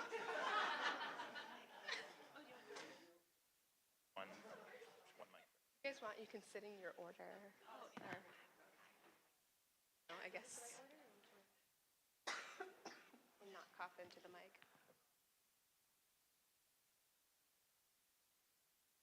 Hello, everybody. My name is Susli Morales Chmielewski. I am the brand specialist for the City of Avondale's Economic Development Team, aka Avondale Edge, who we all know and love. Please love it because that is the brand that I represent. And I'm really excited to host the marketing and sales panel. So as marketers, we are the amplifiers, we are the promoters, we are the ones screaming everything at the top of our lungs so everyone will learn about it. So I'm very excited to welcome my all-star panel. I will let them introduce themselves and all the great things that they do. Okay, my name is Mia Mazaki. I own the Flower Wrangler here in Avondale. I'm a regenerative farmer florist. My business is actually based out of my home. It's how it started. It's how it continues to be right now. I have converted our backyard into a micro flower farm. And so I grow, I cultivate, tend to harvest all of it myself, and then I bring it inside the house and I artfully elevate it through arrangements, design, and just everyday bouquets and custom orders and things of the like. My business started out of falling chronically ill, and I didn't really know what was doing it to me for a while, so we went through a lot of hoops trying to figure it out. And during that time, I was just gardening a lot, and I found that the flowers pretty much did more for me than anything else in my life at that time, so I just kind of followed that. And then realized there was a lot of intention in what I did, from the ways that I grew my flowers regeneratively to sharing them with the community and just bringing love and light to places there wasn't any.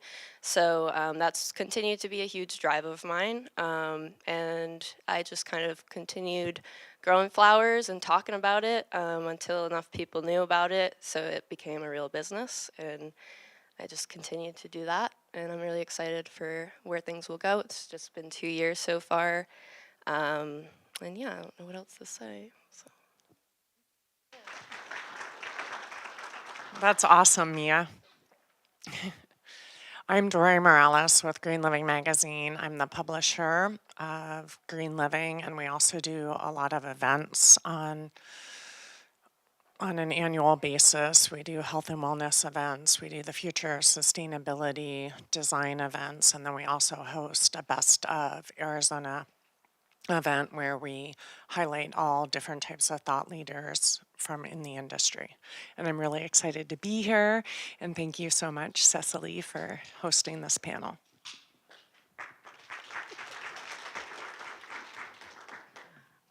Good morning. My name is Kalila. I'm one of the worker owners at Coldwater Coffee House and Bakery in Old Town Avondale.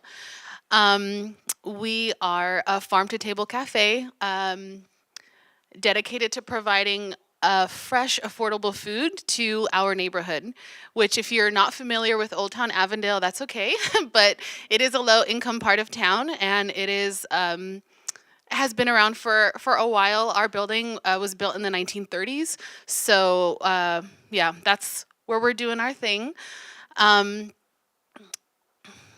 Let's see, what's next? We really make an effort to reach out to our neighborhood. It's not a part of town where like farmers markets or farm to table or wellness and those ideas are really common, or maybe the first thought. And so we have a lot of customers who come in for the first time and then they kind of stay because of what we offer.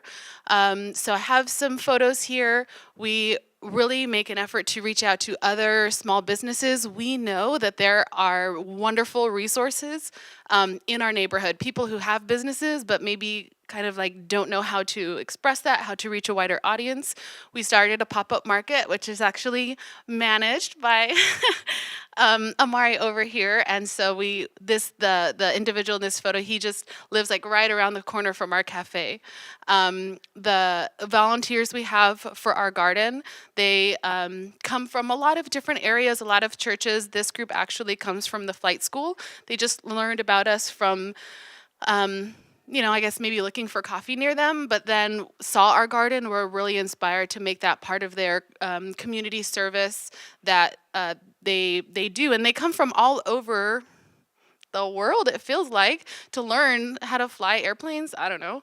And so they're like a really diverse group of people who feel a lot at home at the Coldwater. That makes us feel like we're really making an impact. And then the garden provides them something that is like really impactful, where they can put like these community service hours. And also the produce that we grow is organic. Our gardener is from the neighborhood.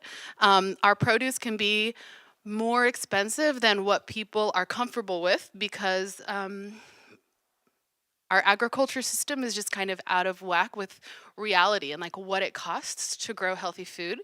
So we're always looking for ways to make what we grow more affordable, and we participate in the Farmers Market Nutrition Program. So families on WIC or income qualifying seniors can get coupons for free, fresh Arizona grown produce, including the produce that we grow in our garden. And so they purchase it in a little market that we've set up in the front of our cafe. These are things that we do to make sustainability accessible, not only like saving energy and saving water, which is super important, but also like saving our communities, like people being able to live well in the neighborhoods where they are. That is a really important aspect of sustainability, and we're super passionate about that. So our cafe really centers around the farm that we have on site. We have a quarter acre. It's a really big lot in Old Town Avondale, and half of that is the garden. It's only an eighth of an acre, which is not a lot of space, but we grow produce that mostly we sell at farmers markets. We sell it in our cafe at the store, but we also put it on our menu. And so that is something that I'm going to talk about, why that is such a draw for people and how that really supports our mission and excites the community to continue to support not only our cafe, but like the ideas of sustainability that are really important to us.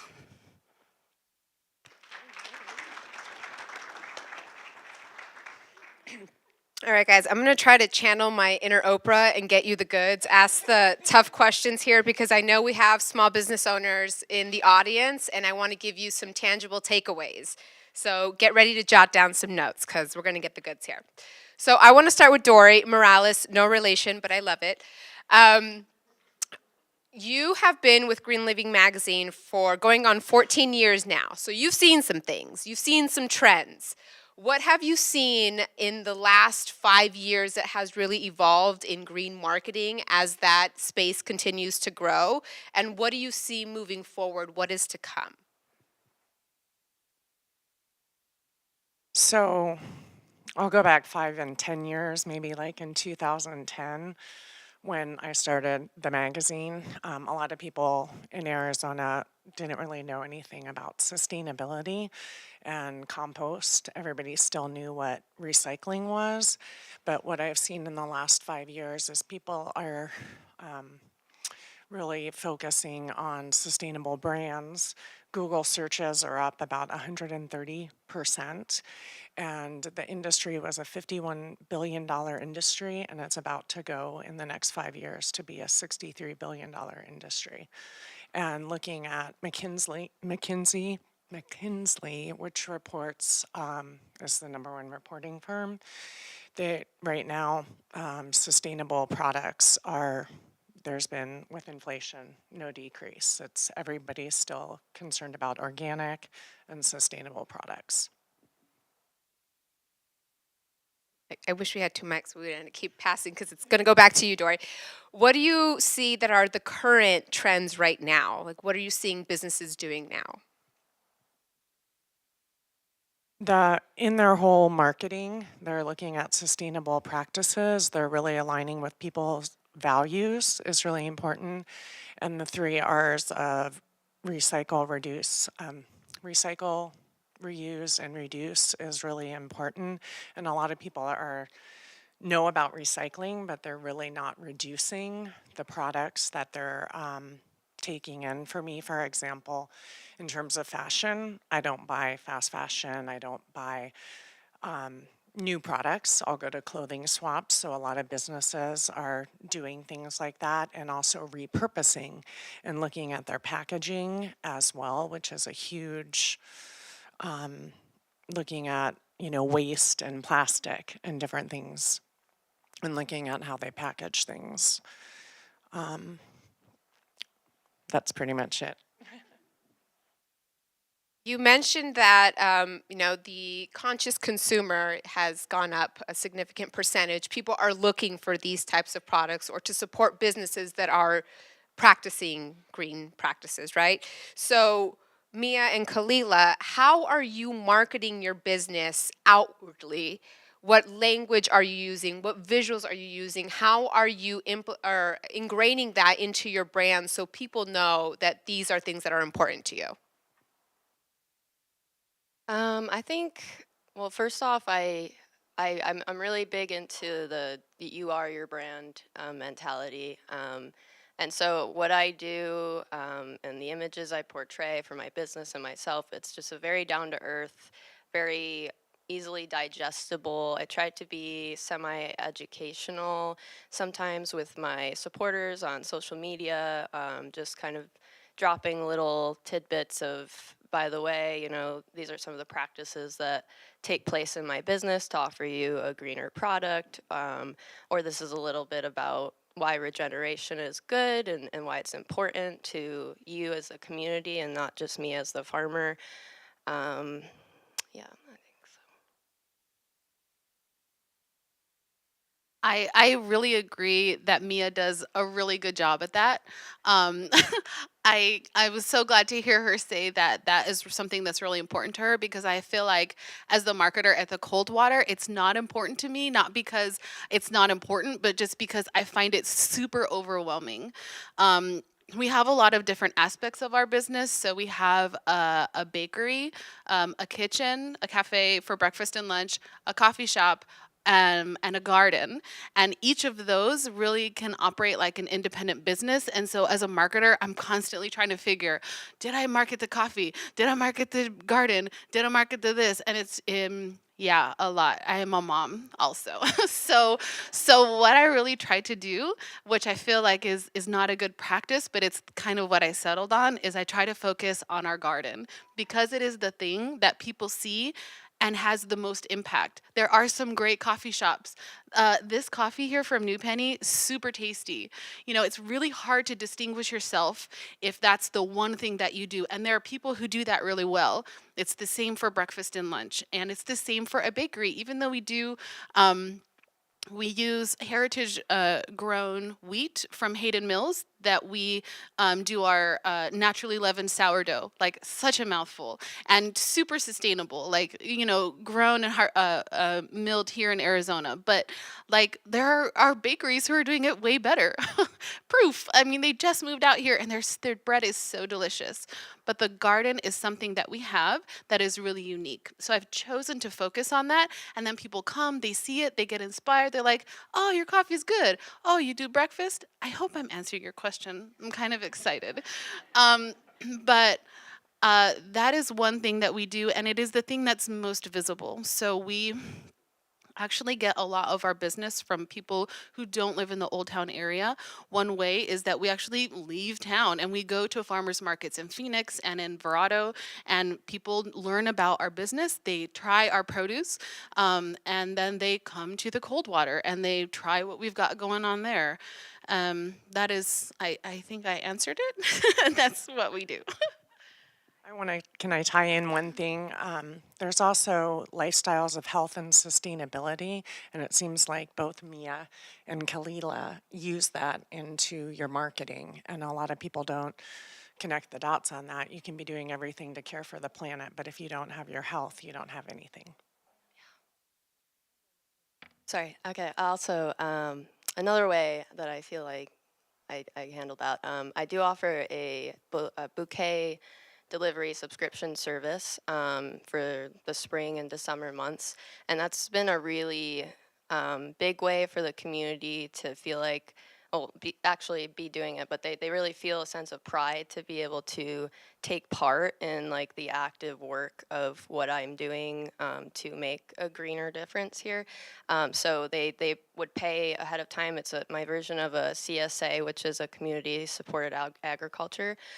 So people will pay up front to help me afford the season ahead of me for all my investments, for compost, seeds, bulbs, all of it. There's a lot of expenses that you don't think about, but it helps me prepare for that and take on money or income when I'm in my cold months of the winter. I'm not really making much, so it helps me kind of spread my income across the year.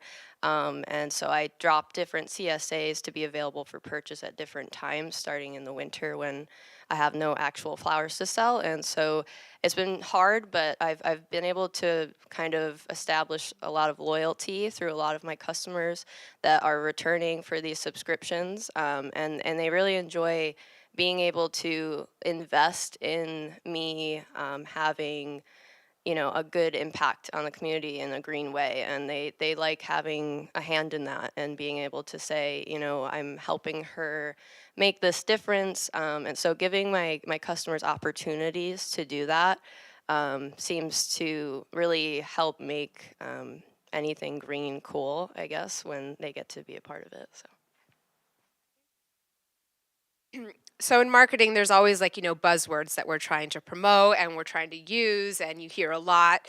Greenwashing is when companies can overinflate the sustainable practices that they are, promoting. So we reduce, reuse, recycle a lot more. We say we do it a lot more than we actually do, which can have a negative impact when people dig a little deeper and realize that's not the case.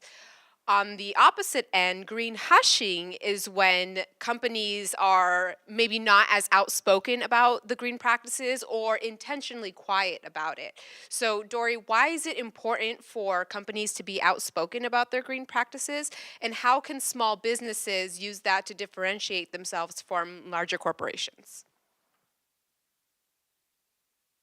So there are a few questions there. I think that it's important in terms of greenwashing that companies say what is accurate, because if you're misinforming consumers on what you're doing and you're not really doing those practices, it's terrible. And you can also be sued for it as well. And green hushing, I think, or what's happening with green hushing is that if you're a large corporation and you're going out for investment and they're looking at your ESG reporting, you're not going to get funding for it. And right now, globally, 25% of businesses are not reporting their ESG reports. So it's a big epidemic.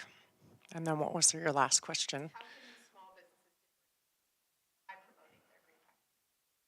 Or how can small business work with large businesses to kind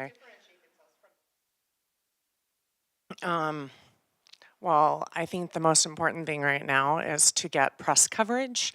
If you're a small green business, get a press release done, get a press release done, get it out to media corporations, get it out to Green Living, get it out to large organizations. Look at partnering with businesses like Local First, as well as other Arizona Forward, and getting press coverage, because everybody needs to know about your story and what you're doing. And I think a lot of people are afraid to share their story, but looking at Mia and Kalila's stories, they've got incredible stories that people need to know about. I'm definitely scared when I share my story, by the way. You know who's not scared? Kalila. Kalila is actually, the Coldwater is a certified green Avondale business, so they've gone through our green business program. Whoop whoop! And Coldwater is also the recipient of our 2023 Green Business Award. So she is green, people. So those acknowledgments, yes, round of applause, round of applause. Those acknowledgments have garnered additional press, additional media, gives you a little bit more coverage. You've mentioned that the farm to table is a unique draw because it's interactive. It's something that is unique to Avondale, especially in our Old Town community, which you have very strong ties to. So can you tell us a little bit about how it was becoming a certified green business for the business owners in the audience, what that process kind of entails and what that did for your business? I learned about the Avondale Certified Green Business Program through applying for, at the time it was called Scale Up. I don't know what it's called now. Boot camp at Local First. And honestly, I don't remember how I learned about that. But the process of becoming a certified green business was really easy. You have to be a certified green business at the time in order to apply for the boot camp. And so I think a couple of times someone from the city sent me the form because I kept losing it. I just fill it out. I finally sent it over. And then I don't even think I waited to fill out the application for boot camp. I just like went from one to the other and they were like, yeah. I said I was certified green because I mean, look, our business, I knew we were. But yes, thank you, City of Avondale, for recognizing it. It was really important. We have received a lot of support, both from the City of Avondale and from Local First, because we went through that process. It really felt like a natural fit to do such a thing. I mean, we have an on-site urban garden. We renovated the farmhouse on the property to be we weatherized it, I guess, is how you would say something like that. It was one of those old Sears houses, that they would like ship on the trains and then they'd put it together. It had absolutely no insulation. You'd walk inside in the summer and it was like you were outside. And we knew we were gonna have customers in there. So we did all the things to make it more energy efficient. We put in all the appliances to be energy efficient. We did all the water stuff. But then it felt like, we should be able to do more. What more can we do? And the answer came through going through the Green Business Program. They have, the boot camp program, that other businesses have such good ideas that as a business owner, you become inspired to figure out what your project is because you're hearing other businesses go through that same process. So I really recommend doing both. Because if you have this desire to like make your business more sustainable, does that work? Okay. And she also was featured in Green Living magazine, and she got to do an IG Live with the magazine as well. Oh, the kudos. She's a pro, so that's why she's killing it up here. Okay, so Kalila and Mia, as small business owners, we want to know how. Like, we want you to run us through the steps. What are some cost-saving ways that you guys have found to market your business that are green and sustainable? I would say number one has been collaborating with the Coldwater Coffee House and Bakery. From the second I found them, I honestly, I had just started my business, and in the flower farming industry, especially urban flower farming, it's just like a big common thing to like find a coffee shop to sell your flowers at if you do it out of your house. So I just kind of followed suit, looked for something that looked cute. I found the Coldwater, and it was very close to my house. I went to their website and instantly saw, at the time they had like a really cool, they're still really cool, but they had a really cool like drone shot video or something of the field out back, and it looked a lot like my yard. And I was like, oh wow, this is a lot like me. And there was just this cute little house in the front, and it felt very relatable for what I was doing. And then I found out the next layer of what they do is also regenerative with their farming practices. And they just had one guy, Johnny, kind of trying to do it all himself at the time. And so it was really and congruent with like what I was doing for my business, and so it was a perfect fit. I reached out. They didn't answer me at first. So they didn't know. Yeah, they missed my email. So I was like, oh, it's all right. I'm not a real business yet. And then they had a pop-up market. And so I was like, now they can't get away from me. Like they're looking for vendors. So I was like, hey, can I come? And they let me come. And they realized, the people really like the flowers. And we kind of talked, and they realized we kind of fit each other pretty well. So they were like, if you ever want to sell inside the store, we'd be open to that and figure something out. So we kind of went down that line, and it's just amazing how similar our customer bases are. A lot of my customers have become hers. A lot of her customers or theirs have become mine. And it's just like one person that gets my business, they totally get this one. And so that's been really important and really huge, and has definitely helped shape any success from my business. A lot of it has come from collaborative things like that, especially with other green businesses. Does that answer the question? I feel like I can't really take any credit for the focus on green business in marketing. The city of Avondale has done a lot to provide resources in that direction. They actually set up the interview with Green Living magazine. She just said press release, and I was like, oh, is that what people do? I gotta put that in my notes and do a press release. I have no idea how to do that. So do that because Dory said, but also move to Avondale because this city is awesome at supporting small business and just saying, oh, you need some help here. Here's some help. They sent influencers and Dory. That was like the last 2 years, and it really helped us a lot. I was gonna say something else. I don't remember what it was. But that's the other thing. Google. I asked Cecily if I could say that. So your question was like free marketing. And in a way, social media is free until you get to a certain number of followers. We've kind of passed that threshold. And so like we don't show up in anybody's feed anymore unless we pay money.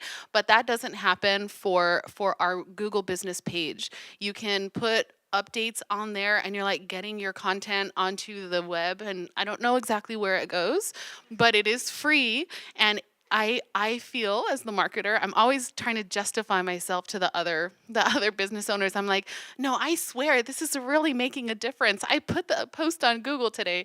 So I would definitely say try it. Try putting your updates there if you're a small business and you're looking for something free to do. If you have a Google business page, like there's no barrier to you really taking advantage of that aspect of the search engine. I don't know.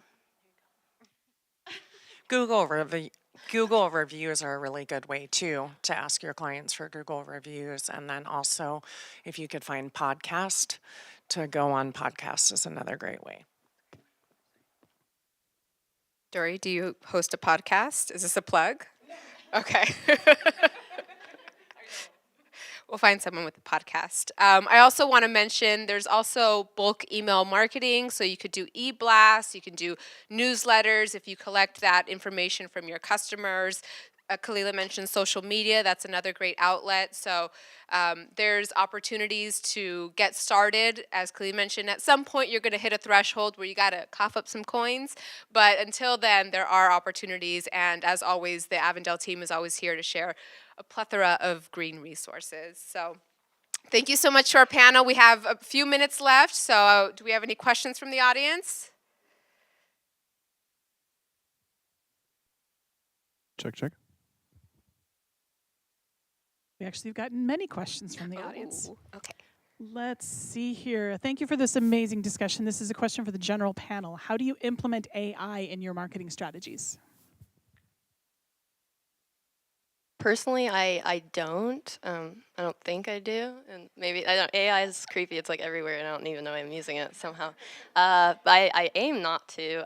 I probably don't rely on any Chat GPT or anything, which makes life a little hard these days. But it's okay. You just try to stay as authentic as I can, and I think that's part of my whole brand too. Is just like the product's organic. What I'm putting out there is pretty organic. I try not to try too hard.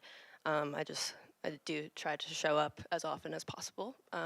But yeah, I don't like to rely on the robots, I guess. We're not really using AI in anything that we do as well. Oh my God, we totally use AI. I do like all the time. I feel like the person who eats junk food in front of like health nuts. Um, but yeah, I reached a point where I just was dead in my brain. Like I just didn't have any more juice, and I needed some help. So sometimes I use AI to create posts. They're often okay. So definitely adjusting the language to make it something that you want to put out there. I use it to come up with a plan, like a social media plan for a certain number of amount of time or for a certain theme, and then I'll pull from those ideas and kind of plop them in my schedule for the week. If something new is coming up and I have absolutely no idea what to do about it, like actually the growth partners said something and I was like, ooh, I gotta add, oh no, this guy, Jason, he was like, if there's not a plan, it's not going to happen. Or if there's no strategy, I was like, oh, I got to do like chat GPT. What's my strategy? Because, we're doing a new thing. I got to make a strategy because I'm like, I don't know what to do. So yeah, we do use it a lot in a lot of different ways. And I don't know, it's worked for our business being open to the possibility of it, but definitely continuing to stay true to like your voice and like what your direction is, I think helps me feel better about that. Another question we have is, I'm looking to start a business. Why did you choose Avondale to start your business, and what support have you found here? Okay, I'm probably not the best one to answer that. My how I ended up in Avondale, I got pretty lucky. It was kind of by chance. Our family moved from out of state, so we kind of had to find where my partner was going to work first, and then figure out where we would live. And Avondale just kind of happened to be like we found a really nice little pocket of the West Valley that was it was cute, it was nice, it was kind of felt quiet for being in the suburbs, which for me was really important. And it also just it was more affordable than other areas too. But we felt good, we felt safe, we liked it, so we stayed. And I honestly, the rest from there, I just got really lucky because Avondale, like Kalila said, really does prioritize their small businesses and really tries to encourage them and offer as much support as they can. So if you can pick Avondale or just get lucky. We're not located in Avondale, but we have a partnership with the city of Avondale, and they've been extremely supportive and would highly recommend any business anywhere working with the city of Avondale. Well, I was born and raised in Avondale. I tried leaving many times. I traveled for a lot of my young adult years, and then I married a guy who's from Avondale. He's 5 generations from Avondale, so we started thinking about having kids. We were like, well, our family's here, so we'll give it a shot, and we're still here because we're both from Old Town and love the feel of that neighborhood and really want to help preserve it for the people who live there. Um, Things will change and things have changed, but we all deserve to live where we are. And in order to do that, we need to provide some sort of economic model that is viable for the common person. And as a worker-owned co-op, we believe that is one way to provide an opportunity for people who are looking for something to do outside of like the other economic models. So yeah, that's why we're here and why we stayed here doing a farm to table concept in Old Town Avondale. Definitely someone said, don't be afraid. That was Growth Partners. Like, don't be afraid to advocate for your business. Have like super confidence to do your business where you want to do it, and if you're not afraid, it'll definitely happen.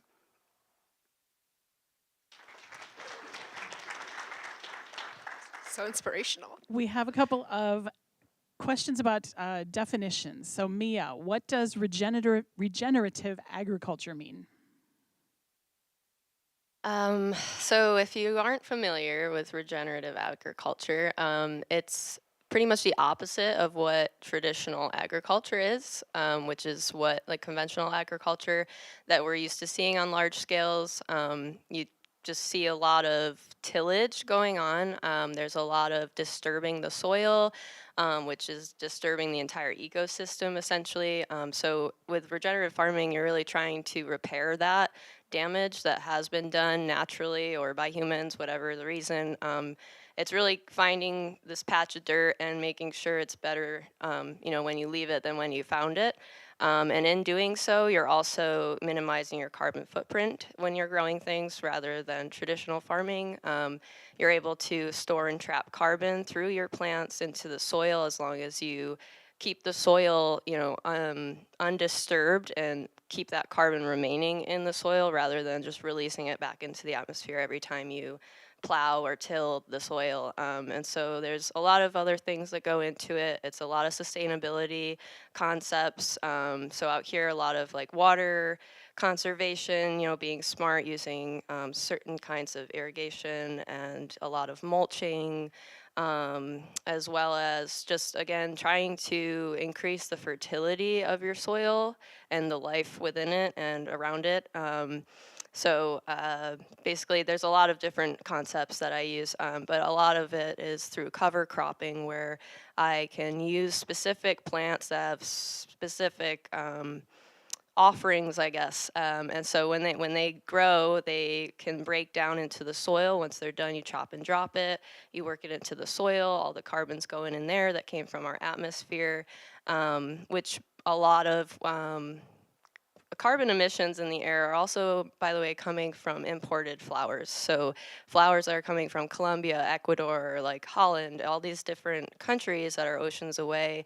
All the flowers we like to buy at Walmart, or just your standard florist even, that come from a wholesale flower shop. Those are being flown in after being farmed conventionally. They're being flown thousands of miles every day, just to bring a product that we can grow here sustainably, locally, and with 100% less chemicals involved. It's just a very organic product, and just with a big intention on trying to take care of the land, and I guess focusing on the dirt more than the actual flowers. And eventually the flowers will catch up. It's kind of a long game with regeneration.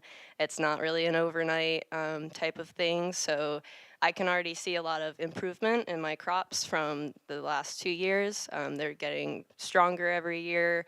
Everything just looks a lot healthier. And so it's just a continuous organic input into your soil, and just making sure it's better than when you found it, I would say. Do you want to add anything? Okay, we have a couple of sort of kudos to people that have been coming in. One, Greg Lira, a residential lender, says that he wants to tip his hat to Dory and her team, that her magazine has been invaluable to advertise with in regards to how to connect with like-minded companies.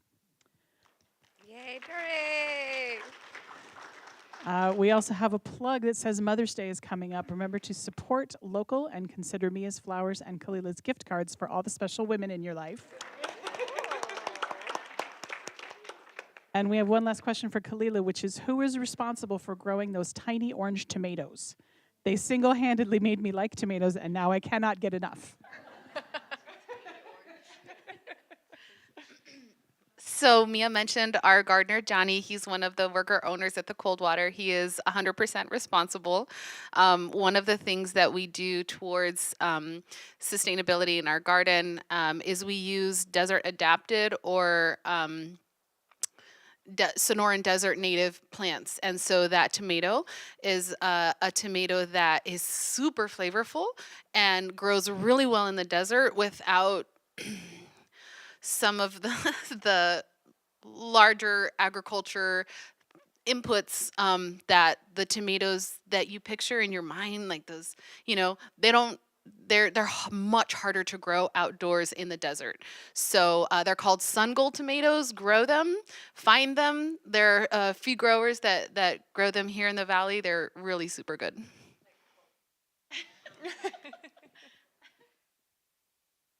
All right. Well, thank you very much to our amazing panel. I would be remiss if I didn't say follow the Flower Wrangler, Green Living Magazine, and the Coldwater on Instagram and social media, as well as Avondale Edge. And thank you, everyone, so much. Oh my God. Oh, we're going to take a quick picture.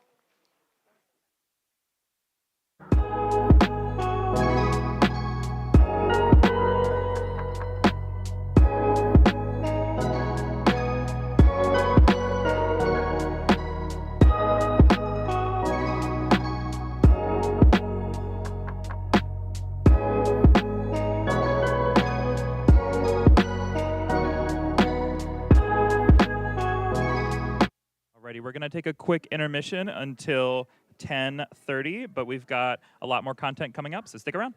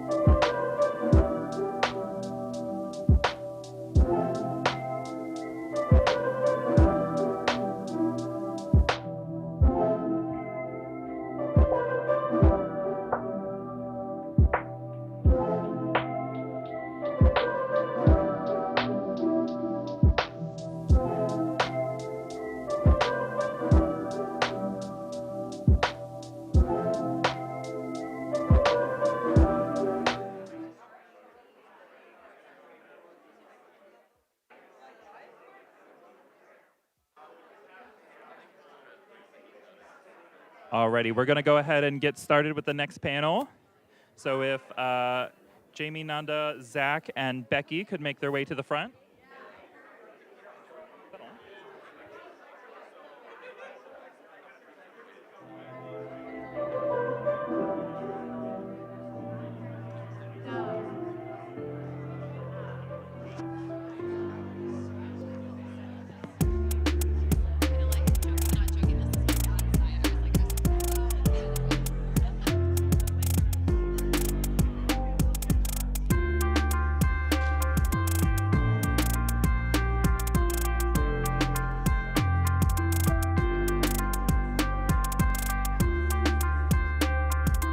All right, grab a final bite of food if you need it. We're going to get started with the next panel. If we could have everybody return to your seats, please. We're ready to get started for the next panel.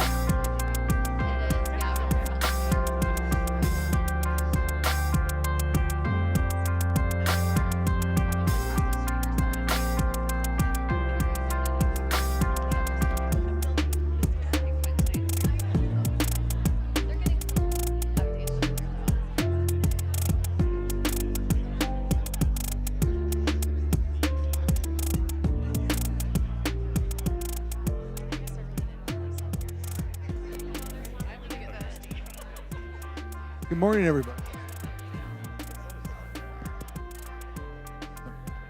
Good morning, everybody. We're going to be starting our next panel here in a minute. If you could take your seats, much appreciated. Thank you.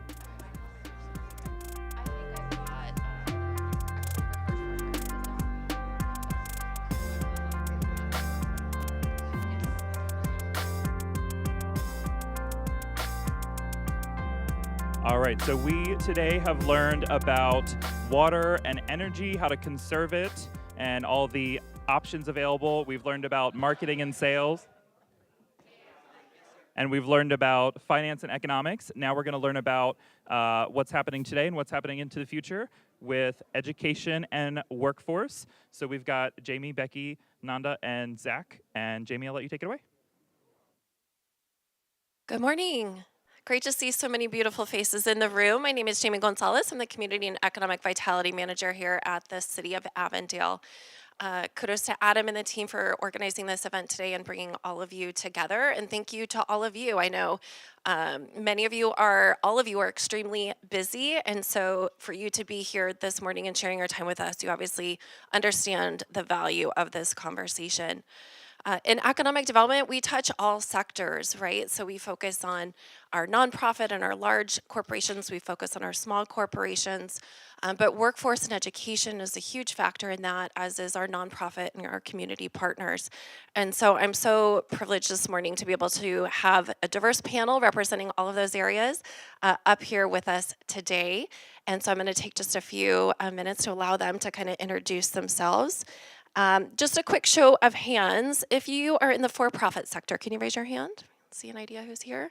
What about in nonprofit community organizing? All right. And what about education? Right? Any government? And somewhat government, yeah, education, government, kind of on the same thing. Okay, great. So we got a nice representation here. We're going to keep this very casual and engaging. And so we just hope you have a great time this morning with this incredible panel. So up first, we have Zach Venverlo with GPEC. All right, thanks, Jamie, and thanks to the City of Avondale for hosting us today. This is truly such an awesome event from our service territory, as I'll get into here in just a second, covers the entire Phoenix metropolitan area, and it's so awesome to see an economic development organization putting on a green business event, bringing small business owners out and providing real solutions to help our community go greener. So first off, I want to start with a kudos to them. And then taking a step back, we'll just say that, GPEC, the Greater Phoenix Economic Council, for those that are unfamiliar, we are a 501c3 public-private partnership economic development organization representing the entirety of the Phoenix metropolitan area. Our organization consists of 22 different municipalities, cities, and towns around Metro Phoenix, as well as Maricopa and Pinal counties here in central Arizona, and about 200 private sector investors as well. We exist to fulfill our mission of attracting and growing quality businesses to Metro Phoenix, as well as advocating for the competitiveness of our region for future projects to come. And here I want to touch on, just to set the stage for what is GPEC doing in sustainability and climate technology and circular economy. And I certainly think we'll probably dive into some of these more so than others throughout the conversation today. But as you can see on the screen, we're working in projects in a number of different sustainable industries. Hydrogen, I certainly want to make sure I put up vertical farming here as 1.1 calls Avondale home, definitely our shining star in Metro Phoenix when it comes to vertical farming. But certainly a lot of activity across the EV space, batteries, sustainable aviation fuel, municipal solid waste, circular economy solutions, you name it, carbon capture. And really excited to be here and appreciate you guys having me.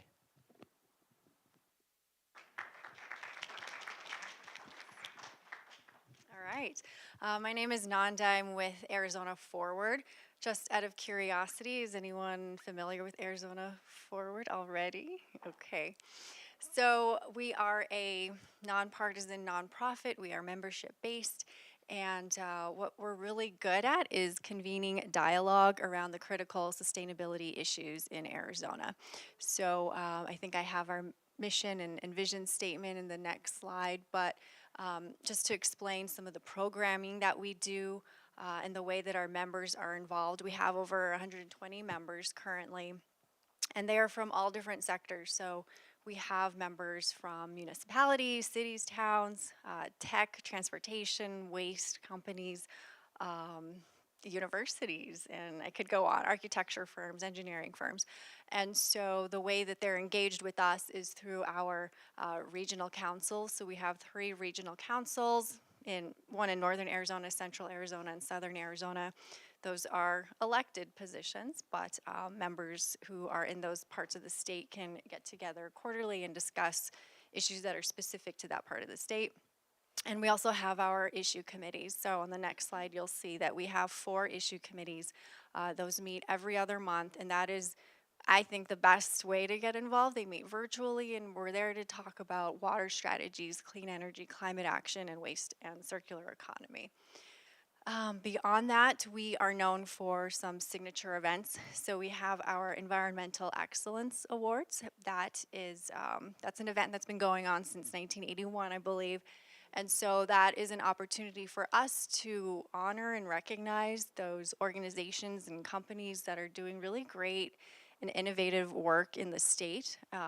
It's a pretty fancy awards gala, and we just had that in March, so not too long ago. And then we're also known for our statewide sustainability summit. So that summit, it changes, the topic changes every year.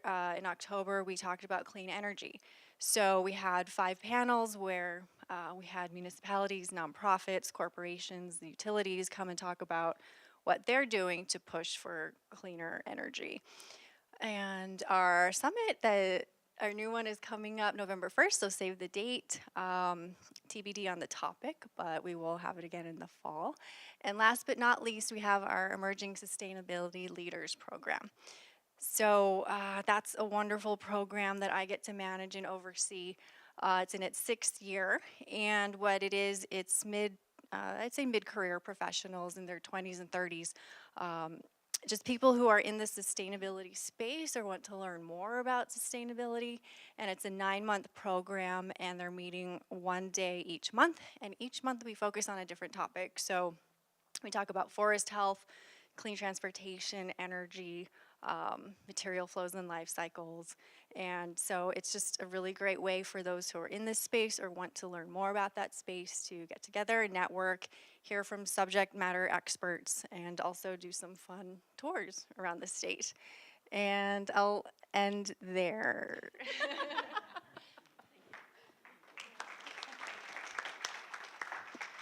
So my name is Becky Baranowski. I'm Interim Dean of STEM and Workforce Development. I am an educator at heart.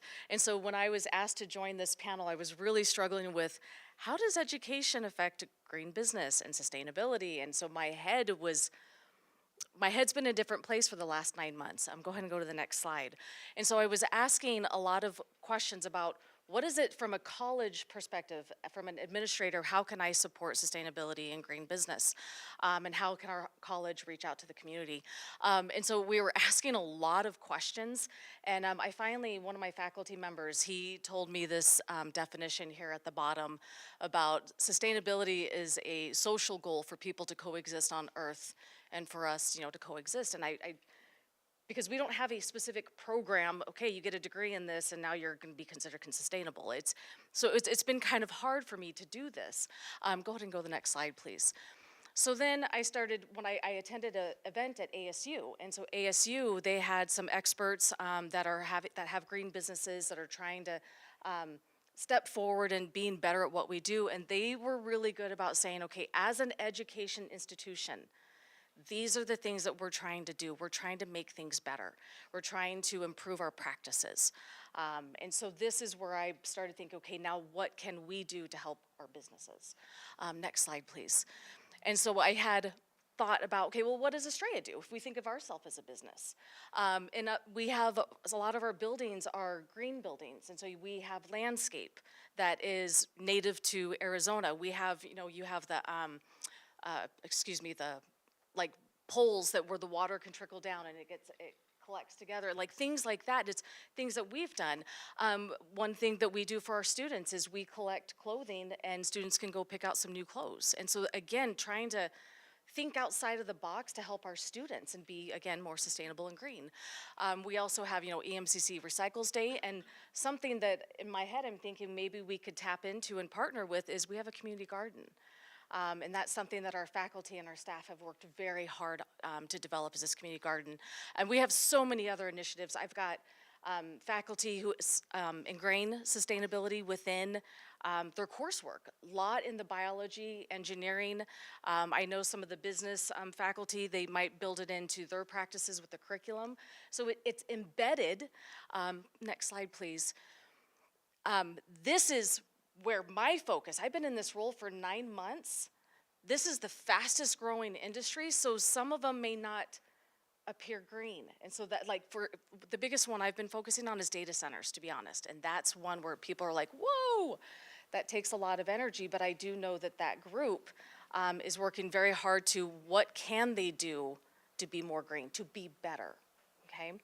And so this just to give, this is from Kevin Duncombe. He did this presentation through Westmark, and so I stole this slide from him just to let y'all know. Next slide, please. We do technically have 2 degrees. We have a degree and a certificate in sustainability, but no one's taking them. We can't offer the classes because we don't have enough interest in those classes.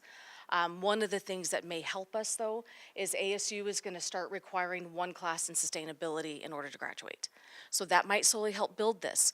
I'm also thinking about non-credit offerings because maybe we can partner with the coffee house. I wrote your name down, but like partnerships that we can do for non-credit offerings to say, hey, suppose a bunch of businesses want to learn to be more sustainable. What can we do as a college to help educate, to skill up? So I'm thinking non-credit classes, but we have a lot of opportunities. So I want to be a resource and help some partnerships. So I think that's it. Sorry, that was longer than you two, sorry. Yes, thank you. Oh, and those are my corny jokes. I'm a big believer in corny jokes, sorry. Gotta have some fun with this. Dr. Baranowski asked if she could incorporate some jokes, and I said, yes, absolutely. We do not want this to be boring and stale. immediately love the collaboration that's been taking place here today and between all of you before.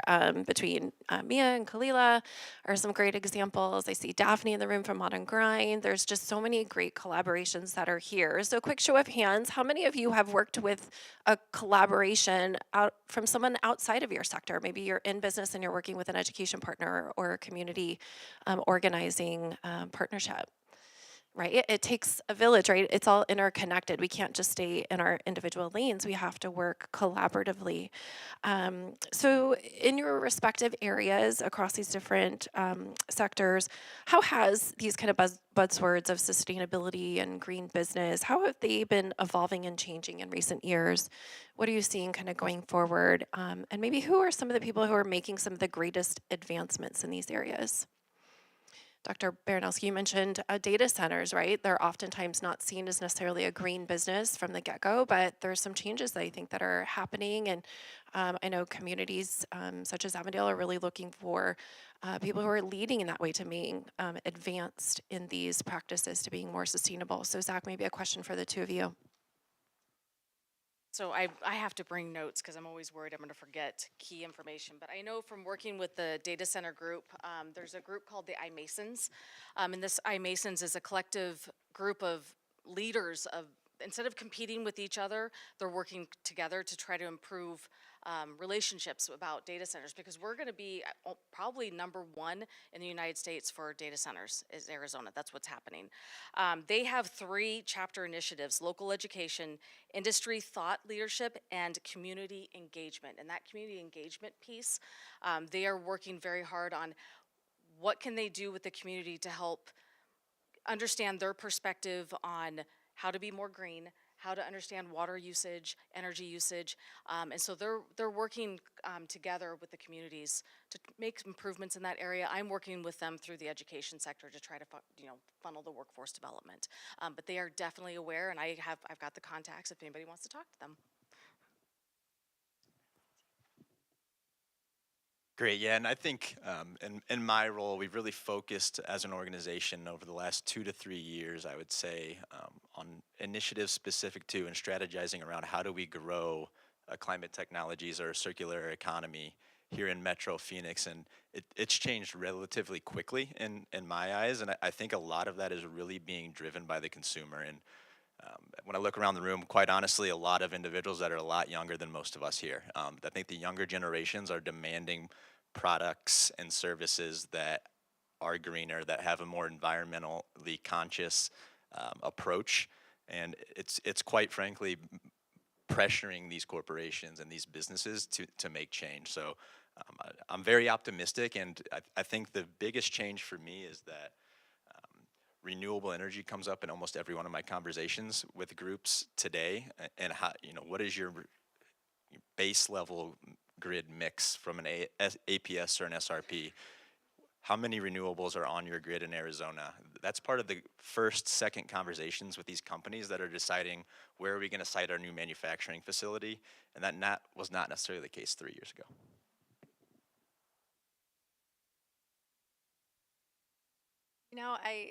I think Zach here's the expert on that topic, but you were asking for examples of companies who are just really shining in this space, and all across the board, yes, from small businesses to large businesses, but I think we are also seeing some really lofty climate action plans throughout the state. At our Environmental Excellence Awards, we did honor and recognize 5 mayors who have really robust climate action plans, and I think that's exciting to see. We honored the mayors from Phoenix, Tempe, Mesa, Flagstaff, and Tucson, and they were all there happily speaking to what they're doing and how they're innovating and just trying to be greener and implement those policies into local government. So Zach, can you talk a little bit more about the companies that are moving to Arizona, the businesses that you're attracting, and what industries are they in, and what skill sets are you finding that they're looking for in our local communities and our local workforce?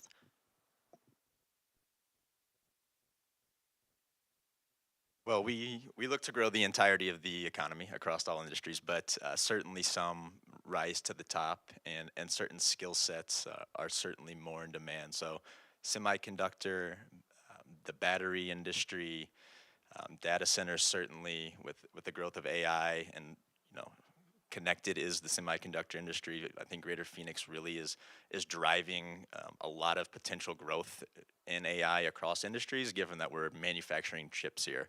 We're putting up, standing up data centers here. But the skill sets, I think, are going to be heavily leaning towards a lot of electrical technicians and engineers, given some of these massive growth waves we're seeing in that space. But I would say every company has their own needs, certainly, right? And they'll come to us asking, what does Greater Phoenix have to offer? And the great thing is we have a very, very deep talent pool, and it varies quite honestly from your forklift drivers to your material handlers to those engineers that are coming out of our higher education institutions. We're a very diverse labor pool, and we're an extremely large labor pool as well when you look across the United States. So we're well positioned to meet the needs of these companies. And I would say that the shift I'm also seeing on this side is that our educational partners that are able to meet the private sector and put together and piece together, sprint type of training programs that can stand up and train individuals to a certain threshold, which then allows them to go out and do some on-the-job learning on top of that, is a really, really strong model for attracting these companies.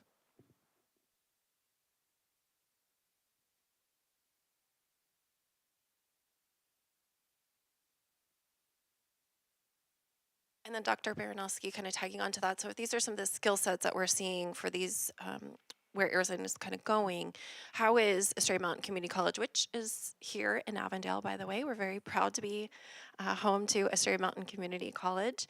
How can the West Valley residents and businesses, what are some maybe programs that our community can plug into to educate themselves to be prepared for these growing industries? I think our biggest one with all the warehouses that are coming out here is we have our advanced manufacturing program. And so we're trying to train the universal technicians so that we give them basically 80% of the training. And then whatever's missing, they can get that on the job training with the company. And we actually have that housed at our West Mech campus out in Verrado. And so we've got amazing equipment to help train. And we're looking at possibly developing 2 new classes on technicians to work on alternative energy. So because this is something in the last, I would say 3 months, this alternative energy and sustainable energy has been a big thing that I'm starting to hear now. So I would say that. We also have an AI program, but the thing is our AI program compared to, I'm going to say the East Valley's AI program, they have Intel right there. So they're more of an AI computer science track, I would say, whereas when I look at our industry out here, a lot of our partners, we've got Red Bull, Ball, I believe you say Rock, but someone told me it's Roush, and so I'm like, well, which one is it? And we've got APS, Palo Verde. There's so many groups out here, Sub-Zero, and we just have a different need, I think, with AI, and so we're looking at possibly how can we focus on more of the workforce development? How can we use AI as a tool to make our life a little bit easier if we own a business, not run our business? We don't want the robots, as was said earlier. So AI, cybersecurity is another big one, though. We have we definitely are getting attacked a lot more with all these warehouses out here, and it's all being automated. And so our cybersecurity program is another one that I'm hearing a lot of interest in as well. So I would say those are kind of the 3 big things. I know that we've got tons of business. Of course, we've got our business program. So if we're working with a small business, I've got my faculty member over here, one of my leads. So there's so many opportunities that we have that we can tap into. Dr. Baranowski is pointing to Vice Mayor Pinata with our Avondale City Council. So thank you so much for being here today, Vice Mayor. And Jonathan Robles with EMCC as well. So we have great partnerships there. Taking it personal for just a second, I know as a mom of 2 young boys, where I'm always thinking about their future and what's next. And I constantly hear, the jobs of tomorrow, really, when they're going to be in the workforce, haven't even been created yet. They haven't even been dreamt up yet because of these innovations and the way that things are advancing. So keeping it personal for just a second, Zach, I hope you don't mind me saying this, he's joining us on day 3 of being back from paternity leave. So I think he's in a very similar boat to I am. I'm going to stand up for just 1 second. Actually, if you don't mind passing that down, we got you a little something there, Zach, which I thought was very relevant to today's conversation. If you want to take a quick peek, as I do a quick plug for our Avondale Visitor and Conference Center's gift shop, which is just right here in the lobby. So you're welcome. So definitely check that out on your way out the door today or on our next little break. So speaking of emerging leaders, the next generation, I'm going to pass the mic to Nanda to talk a little bit more about emerging leaders. I have sadly outgrown officially a young development or young professional status. I no longer age qualify. It's very sad. But tell us a little bit more about the Emerging Leaders Program. How does somebody get involved, and what industries are the individuals that are participating in this program? Where are they coming from, or where do they want to get into, and what are they kind of learning along the way? So again, it's in its 6th year, and we have over 120 or so graduates to date, I want to say, and it is for primarily those in their 20s and 30s, but there is no age limit. We will try to work with anyone who wants to be a part of the program. It is an educational piece, it's a networking piece, which I think is very important. So to get involved, there is an application process. We do open that every summer, so it will be open in July. We'll go through all of the applications and pick our final cohort participants in August, and then we'll start the program up in September, and then they graduate in May. So it's again a fantastic program where you're learning about a different topic each month, and I'm seeing a lot of the emerging leaders coming from their industries reflect our membership base, to be quite honest. So we do see people from tech, transportation, utilities, waste management, some architects there as well, and then people from who work in government at the local and state level. So sometimes you'll see individuals who are at their companies and their sustainability department is them. They're a department of one, and it's sometimes because they're making that push for it. They're the ones who are saying, I want to be in this space, and it's important, it's needed. We're talking about that younger generation, Gen Z, who are so incredibly passionate about the environment and our future. And so I think that's so admirable to see someone who says, I'm the sustainability department, I created it, I started it. But then on the other hand, you're seeing companies who have really prioritized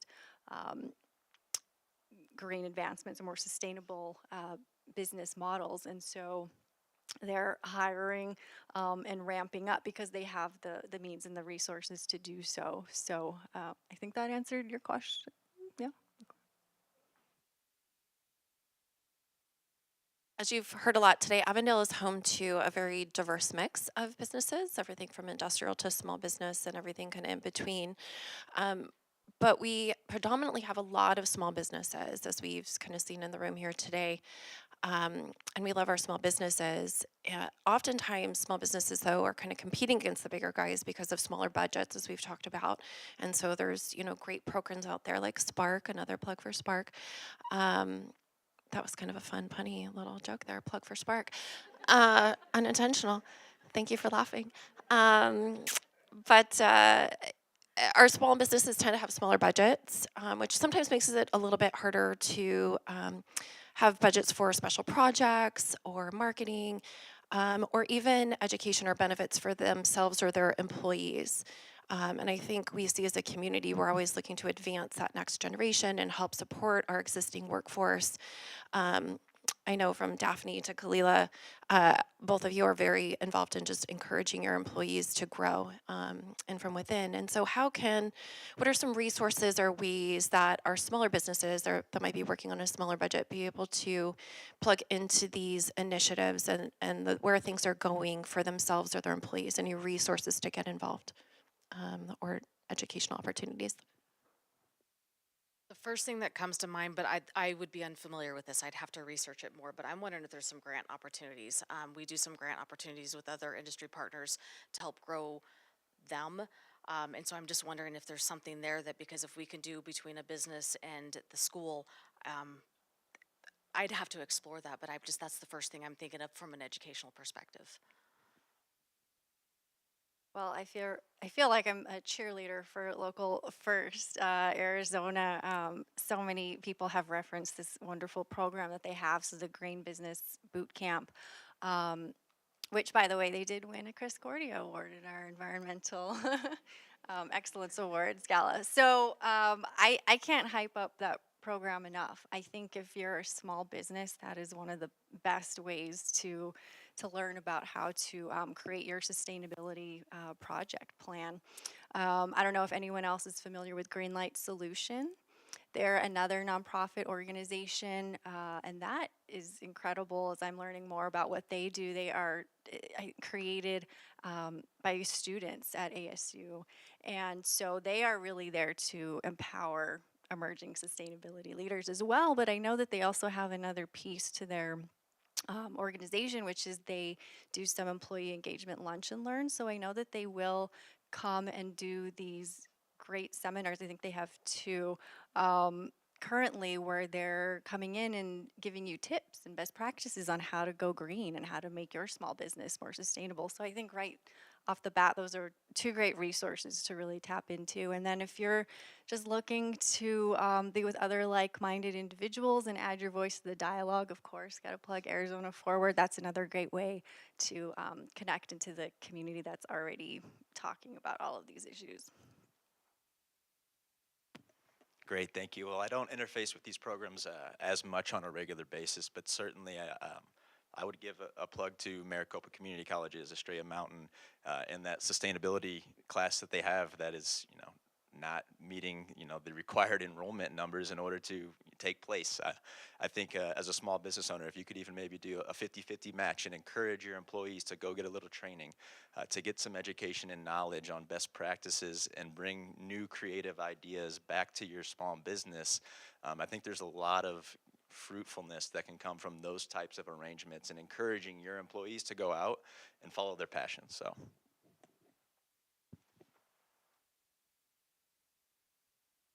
I can keep asking questions all day, but I think we have a few from our audience too, so I want to make sure we get your questions answered. Okay, one of the first ones we received was, how can I apply for the Sustainability Leadership Program and when is the deadline?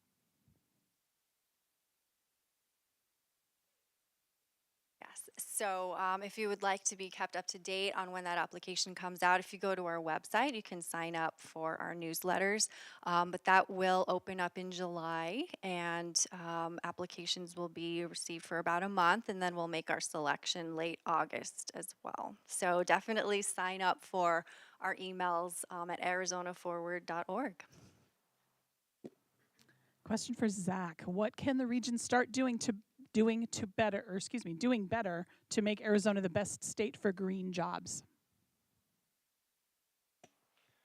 What can we start doing better? Well, hopefully we've already started, but I think being very conscious of how we use our natural resources and continuing to be good stewards of our water, of our natural resources, through even our power and our grid, and what is the highest and best use of our land, of our water, I think is certainly the best. But I think even more of a shift regionally in our mindset of collaboration. I think a good example of this is the Circular Plastics Micro Factory.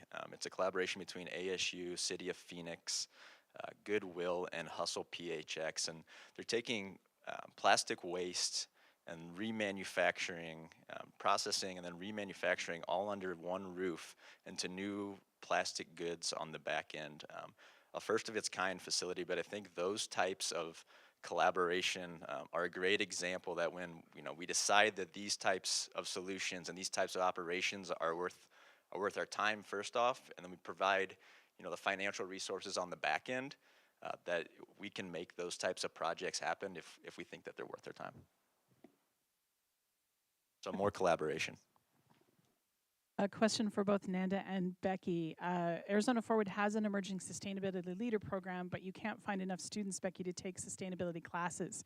Do you feel younger people are not interested in sustainability? Why or why not? I don't know that I can answer that. I think it's we have a lack of resources at my college. We have one faculty member that's trying to manage the geology program and the sustainability program. So one person trying to oversee both of these. Advertising might be a problem. I don't think it's just that they're not interested. What do you do with the degree? Like, what do you do with it? Is it do the students take it because they want to become knowledgeable, or is it because they actually want to get a degree and do something? And I've got a list of, things that they can do if they got that degree. And transfer partners, they can go to NAU, U of A, ASU, and but I think it's just getting the word out of what are these classes, what can you do with these classes, because we are really finding in higher education that this generation is not going to college. They're doing workforce development. They're going for the certificates. They're not going for the degrees. It's a different generation right now that we're seeing, and so it's trying to navigate that. I can't speak to why they're not enrolling in these courses. That does baffle me, but in our program, we only have the resources to host about 30 participants in the program, and last year we had over 60 applications, so we had to turn down half of the group that applied. So there definitely is demand that I am seeing, and these are from folks who are in the sustainability space and are working and are out in the workforce. So I do see the need. I do see a demand. As far as the education piece, I'm not quite sure, but I did just hear that ASU is now making requiring sustainability as a an elective, a required course that you have to take to graduate, which I think is pretty cool. I think that's pretty fantastic to see that we're doing that here in Arizona. Question for Zach. Your slide mentioned carbon capture and sustainable aviation fuel, two solutions notoriously funded by oil interests. Is there any third-party testing of those technologies that prove there is favorable real-life impacts to make it worth for our small business owners to consider pursuing? I don't want to get over my skis here on this one. So I cannot say, which third parties have, vetted these technologies, but certainly there are more than two parties involved. So I would say there's a third party somewhere along the line that is vetting these. I mean, it's interesting when you think about carbon capture and sustainable aviation fuel, because it's actually potentially that you could take the CO2 that's captured from the atmosphere through some chemical processes and then turn it into sustainable aviation. It will continue to go that way, and I would say yes, certainly, generally speaking, there's a lot of scientists and researchers working on sustainable aviation fuel, and I don't think it's a hoax. Becky, can you please share more info on the AI curriculum relevant to sustainability and small business? Right now, the AI curriculum really is more aligned to computer science degree. So with the programming, our faculty member right now is exploring on maybe modifying it, and so we're right in between. What are we going to do with AI in the West Valley? Because what's happening, like I said, it's Chandler Gilbert Community College and us that both have the AI program here in the Valley. It's computer science. It's all programming. And so we just don't see that our partners out here really want it that way. So the curriculum, I think, for us. Okay, and the last question we received is, what is the benefit to a small business for becoming an Arizona Forward member?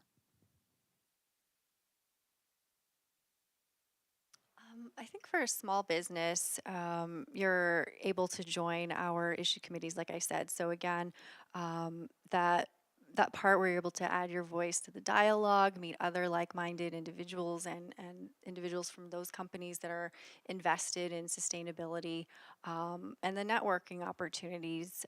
Beyond that, we do have breakfasts and luncheons that we host where we'll invite panels. We'll focus on a specific topic. We have mixers and webinars. So there is an educational piece to it as well. If you're looking to learn more about a specific topic, I invite you to participate. And if you have anyone from your company that would like to be part of the Emerging Sustainability Leaders Program as well, definitely send those folks over and have them participate and, again, network and just be amongst others who are interested in sustainability as well. I think that would be the greatest benefit to a small business.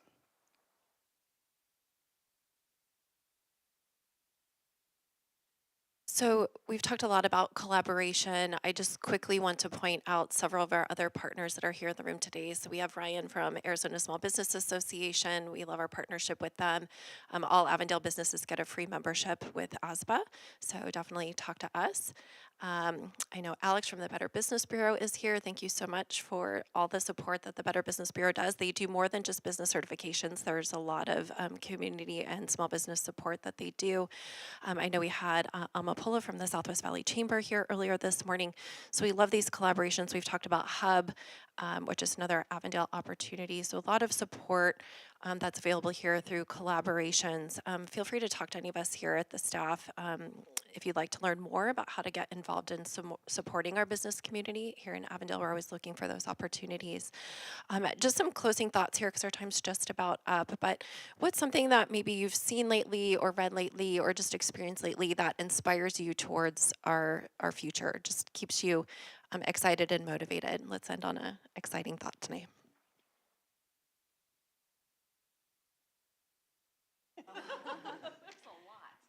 Yeah, we come across a lot of great projects and initiatives, but something that I think is really cool is Cul-de-sac Tempe. I don't know how many of you are familiar with that. I mean, walkable communities aren't a new concept, but you know, in Arizona where we're so reliant on vehicles, it is innovative just because they're a car-free neighborhood where they're encouraged to walk and take public transit and bike to wherever you work or wherever you're going to play in the community. And so not only that, but they encourage public gatherings, and the community is self-reliant. So you have a restaurant there, you have a market, and you have small businesses. When I was there, I saw there was 2 retail shops, one's a thrift shop, there's a candle bar, a tea shop, and so I just think it's so neat to see that. I would love to see more of that across the state. So that leaves me hopeful to see more projects like that. I'm not sure if this is a cop-out, but I would say this gathering here today, quite honestly, I'm in my day-to-day, I'm recruiting relatively large corporations or medium-sized businesses that are looking at either a relocation or expansion of a facility or an operation. But really, the groundwork and the base of a really strong, sustainable community is the people, the small businesses, and the individuals that make up that community. So I would just really applaud the group here today, the city of Avondale, and say that every job can be a green job. Is a definitely something that I always tout in my work as I'm recruiting companies, and certainly putting those types of resources that allow a company to come in and tap into sustainability resources in Metro Phoenix. But I would just say that this is super inspiring, and I'd love to see more and more of this going on across our region. So certainly an example, City of Avondale setting. Ditto, because that's all I can think about is what's geeking me out is the collaboration. I attended an AI cybersecurity event that we hosted at my college, and I'm already thinking about how can we incorporate that with this. I'm thinking about ways how can we incorporate this with our business program at Estrella. How can we incorporate this with maybe our community education classes? We don't have to do credit offerings. We can do some trainings that are non-credit. Like all of this collaboration, and seeing Kelly here from Invenergy, we've been doing some initial talks about what are some potential partnerships. And so this is what geeks me out, is that there's people out there that want to be better at what they do, and I want to be here to help them. I want to provide that service, and that's what excites me. I don't think we can end on a better note. So thank you all so much for being here today. Another round of applause for our panel.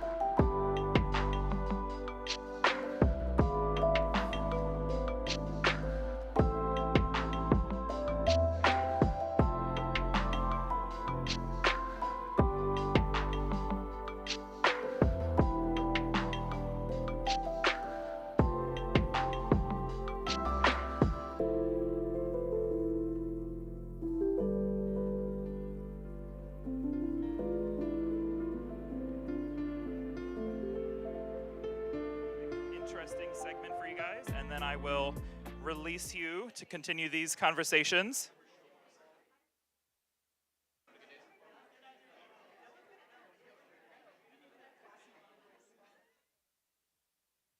If we could have everybody please take their seat for the final panel. Thank you very much.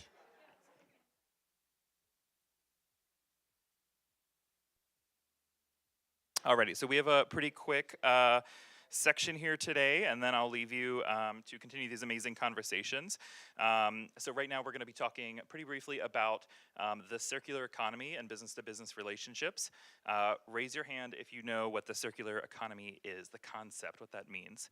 Okay, I see a solid 3 people. Okay. So the concept of a circular economy is that essentially every business is bringing in a good, right? And then they're doing something to that good. A restaurant is bringing in food, and then they're preparing it. And then as they, sell that dish to a consumer, then there's going to be a waste product, whether it's extra food, some disposable packaging, whatever that is, right?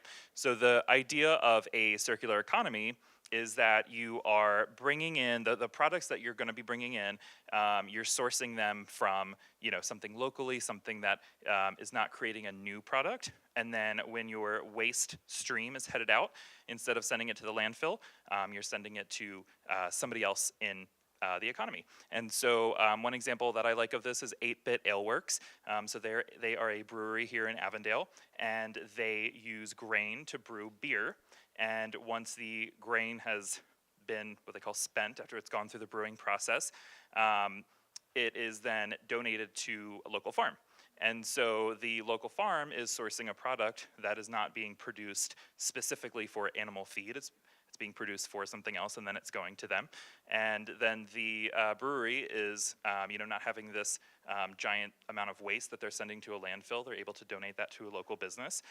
So you can save money on the goods that you're importing, and if you want to sell it to somebody else, you can make money on those products that you're, currently sending to the landfill. So to talk a little bit more about this is Chase. So I'll let you take it away. And the rest of the panel. Thanks everybody for showing up. Yeah, this is me. I work at Synergy West. I appreciate you guys having me out. But I don't know if you just want to keep blasting along. I don't want to introduce myself too long and bore you guys. I'm not that interesting. But Synergy is. So we're a full service kind of waste company. So we try to do, from repairing your equipment to installing your equipment to servicing your equipment to servicing all the commodities that come out of it. He mentioned, food waste in the brewery space. That's something we handle for a lot of companies. Stephanie, our VP Logistics, is over here. She handles food waste all over the country, specifically in the West Valley, and that 303 corridor that's just booming, and Avondale, of course, as well.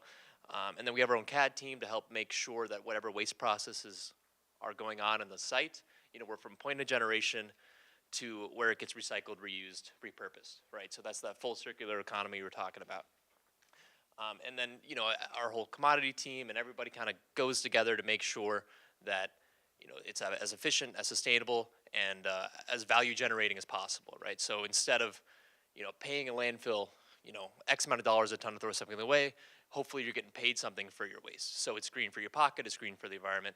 Everybody kind of wins, right? You want to keep going? Yep. So this is our nationwide map. So I'm local to Phoenix. We have a really strong presence here in Phoenix, but we have satellite techs all over the country to help service some of our customers on a more broader scale. And this is kind of just who we are as a whole. We're not going to read all that because that's, it's not nighttime and we're not getting our reading in. And this is just kind of stuff we did here. So our refurb yard, this is a compactor, just kind of general waste stuff. Instead of having a big dumpster, you invest a little bit of money and you're saving on hauls. So instead of getting hauled once a week, you're getting hauled once every 3 weeks, right? And then, you're saving on fuel, you're saving the environment, and you're saving on haul costs. This is something we put in over at Mark Anthony Brewing in Waddell. Instead of shipping out all their products that they can't sell, they destroy it on site, so it's secure destruction, and then they're able to sell these bales of aluminum for lots and lots and lots of money. And that selling the aluminum, selling cardboard, that's what we specialize in. So, even a back of the house company, Walgreens or maybe your local drugstore, your local coffee shop, you can have something as small as a baler just to help cut down back on your waste costs. And the main goal of recycling today is to condense your waste, right? So if you have think about styrofoam, for example. It's huge, it's bulky, it doesn't weigh anything at all. That costs the same amount of money per haul to ship off as something really, really dense. So the more you can condense your waste, the more money you can save, and the more you can save on fuel and all that good stuff. That's it. All right, so let's get to the questions, I guess. Yeah, sure. So thank you for that. Thank you. So I've got just a couple quick questions for you, and then we're going to go into a quick interactive activity, and then we'll have the rest of the day to chat until they kick us out of this room. So we heard earlier about some waste providers kind of in the space that you're talking about, and we all know, I think, some of the big name providers in this space, right? So can you tell me a little bit more about what makes Synergy different? Yeah, so I don't know if I need this. I'm finally not being told to quiet down, there we go. You think about waste management. They have thousands and thousands of trucks. They've got landfills all over the place. So they're incentivized to use those trucks as much as possible. They're incentivized to put as much material in their landfill as possible, right? And that goes for all the other big guys too. I don't mean to single out the big green giant. But we don't own any landfills, right? So we're not incentivized to put material in there. We're incentivized to find alternate ways to use material, right? So if you have a bunch of waste, I'll go in there and say, oh, you only really need to be sending 5% of this to the landfill. We can be recycling, reusing, repurposing all this material instead. We don't want to haul you every day. I don't have the capacity to do that. I don't want to do that. I don't want to charge you to do that. I'm going to figure out a way to, condense that waste so we're only hauling you once a month, And that's kind of the difference between us and waste management. Thank you for that. And then can you tell me a bit about how the marketplace for recyclables, I had to practice saying that word, has changed in the past, 5 to 10 years, and then what you're kind of projecting maybe 5 to 10 years out? Yeah. So, obviously COVID happened. That changed a lot of materials for everything. But before COVID, I don't know if you guys remember the trade war. So something that happened as a follow to that is China stopped buying all of our recyclables. So the market for recycling tanked. It really disincentivized businesses to do any kind of recycling. But now that all that's being onshored, right? I mean, we're looking around, we see warehouses popping up all over the place. I don't want to tout my industry, but recycling was definitely one of the first people to onshore just because we were forced to before COVID happened. So now that market's finally coming back. So in the last 5 to 10 years, the market tanked, and now it's really booming, and it's going to be a lot more stable as far as pricing goes, which is going to be allow companies to justify more investments into the space for equipments like we showed the Mark Anthony piece of equipment we had up there earlier, which should in the long term increase the amount of recyclables as people invest in the equipment needed to recycle at their facilities. In the next 5 to 10 years, I think we're going to go away from recycling. You can only do so much. There's more of into reusing or reprocessing or in that kind of space. So using food waste as animal feed or finding a different home for plastics as combustion instead of recycling and stuff like that is going to be the future of the recycling space. I hope it's within 5 to 10 years, but we'll see. Cool, thank you for that. And then I feel like I kind of naively think that it's pretty easy to throw your water bottles in the recycling and then make the bag that Amber has at her table over there that's made from recycled bottles, right? It seems you just melt it down and make it something else. Is it that easy? And what are some of the challenges kind of in the recycling industry? Absolutely, yeah. Zach mentioned up here earlier about the collaboration that they have that takes in new plastics and makes new materials. And that's awesome. That's awesome. And the more that's possible is great. We have one company up in the Eastern Coast somewhere that pre-processes PVC pipe into hoses, or a company that uses recycled plastic to make 3D printing materials, right? That's all really good stuff.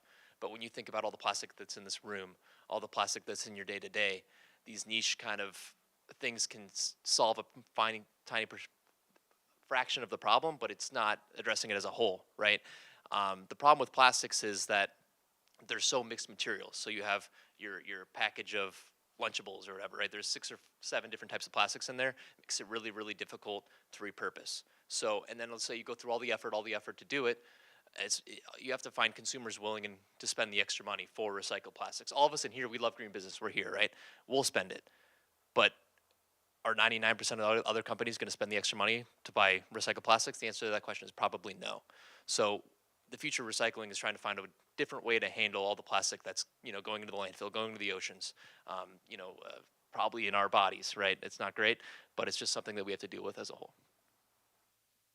I don't know what room you're referring to. I made great efforts to make this an almost plastic-free space today. Hope everybody enjoyed their almost plastic-free breakfast. Can you speak to the importance of relationships in your field of work? Yeah. Mia, was that your name? You're talking about regenerative farming, right? And how it's maybe not it doesn't pay off in the short term, right? You have to put the time in. That's me, ironically interrupting myself. You got to put the time into the soil, right? And then in the long term, it'll pay itself back. Recycling is a lot like that, where if I go up to Adam and I say, "Hey, Adam, I know it's really easy to not think about your waste. Just put a dumpster out there. Someone's going to come and haul it. You don't have to think about it. They'll send you a bill. Easy peasy, lemon squeezy. Problem solved." And then I come in and say, "Hey, Adam, I'm going to charge you a little bit of money, and it'll be better in the long run." All right, who am I to tell Adam that? Why does he trust me, right? And then I have to think about a new problem when I'm a busy guy. So building that network to say, "Hey, we're fun to work with. Hey, this will save you money in the long run. The ROI on this is great for you." All of a sudden you're making a bale that's allowing you to have pizza parties for your employees every month, and you're not spending all this money to throw it away. So just being able to foster those relationships to allow customers to understand, the education of what's involved with their waste stream, but also dedicating the time and the money to improve their waste stream to make it a great soil that grows flowers in your backyard.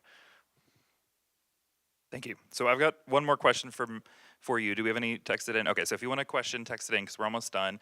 And then Kim or Susli or somebody, if you don't mind starting to pass out the note cards for our last segment.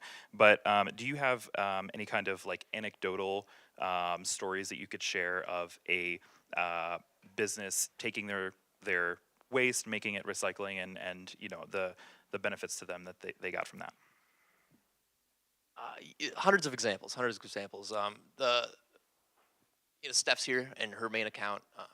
My boss always gets mad when I talk about our customers, but her main account is Ferrero candies. You guys might be familiar. The Ferrero Rochers are really good, and they're my favorite customer because I don't deal with them personally. She does, but but because they understand that a lot of our customers, we can get to 50% zero landfill, and it'll save them money. But that last 50% tends to cost a little bit of money, and they care enough about the environment to spend that extra money. So they recycle their cardboard, they recycle their plastics, all that good stuff. But all their candy that they can't sell, whether it's out of date, they got their Halloween candies is gone, right? They reprocess all that, and it goes into food, animal feed, land stock feed, all that kind of good stuff. And it does have to do with like depacking and all that. So it does get expensive to do all that, but we're able to hit some of their facilities to 97% landfill avoidance because of the time that we spend, the amount of money that they put forward into their caring about the environment. So having customers like that put their money where their mouth is. I mean, we come into customers all the time that say, "Oh, we're going to be landfill free by 2030." And then I go in there and they're like, "Oh, we don't want to spend any more money than we're spending right now." I can't help you if you guys don't want to invest. So just having the buy-in from our customers is really awesome. Cool. Thank you very much. Any questions? Okay. So thank you, Chase, so much for coming here today and talking about synergy and how businesses can save on their waste.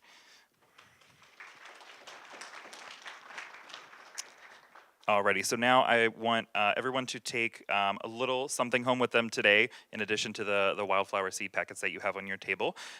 So on your note card that you got, we're talking about circular economy and business-to-business relationships. I'm going to ask you a couple questions just to write down an answer to, so you can take that home with you. So the first question is going to be, what is one product that you are sourcing from afar that you can source locally at your business or your enterprise?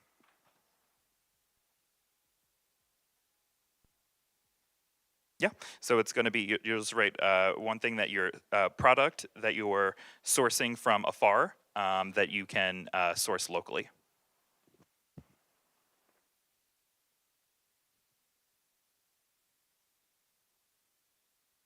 Okay, and then the second question is going to be, what is something that you are throwing away that you're sending to the landfill that you can donate /sell/recycle?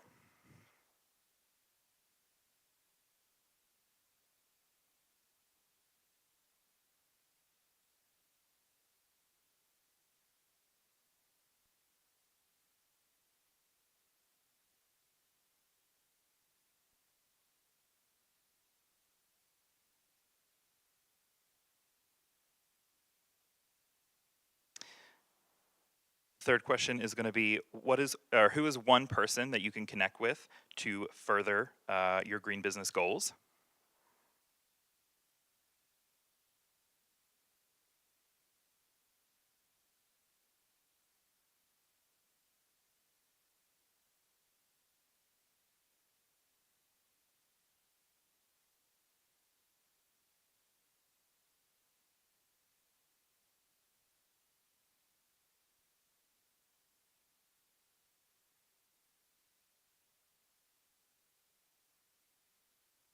And then the last question is, so we have a slogan here at Avondale. I don't know if it's a slogan or a motto or what it is, but it's called aspiring, achieving, accelerating.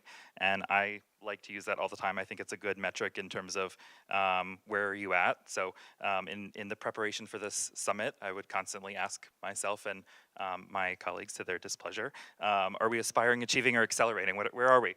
And so I think it's a really good marker for where you're at. So the last question is just, are you aspiring, achieving, or accelerating? Where are you on that spectrum? And then what do you need to do to get to the next level?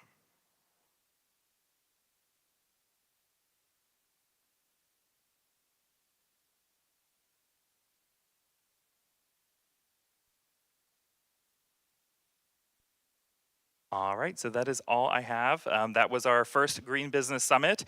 Thank you to Mayor, Vice Mayor, Council, all of our moderators, panelists, staff, attendees.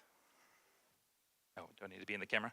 Thank you to the people in the live stream, everybody at home, and thank you to the people in the future that will watch this recording and learn about all the amazing things that we have to offer in Avondale.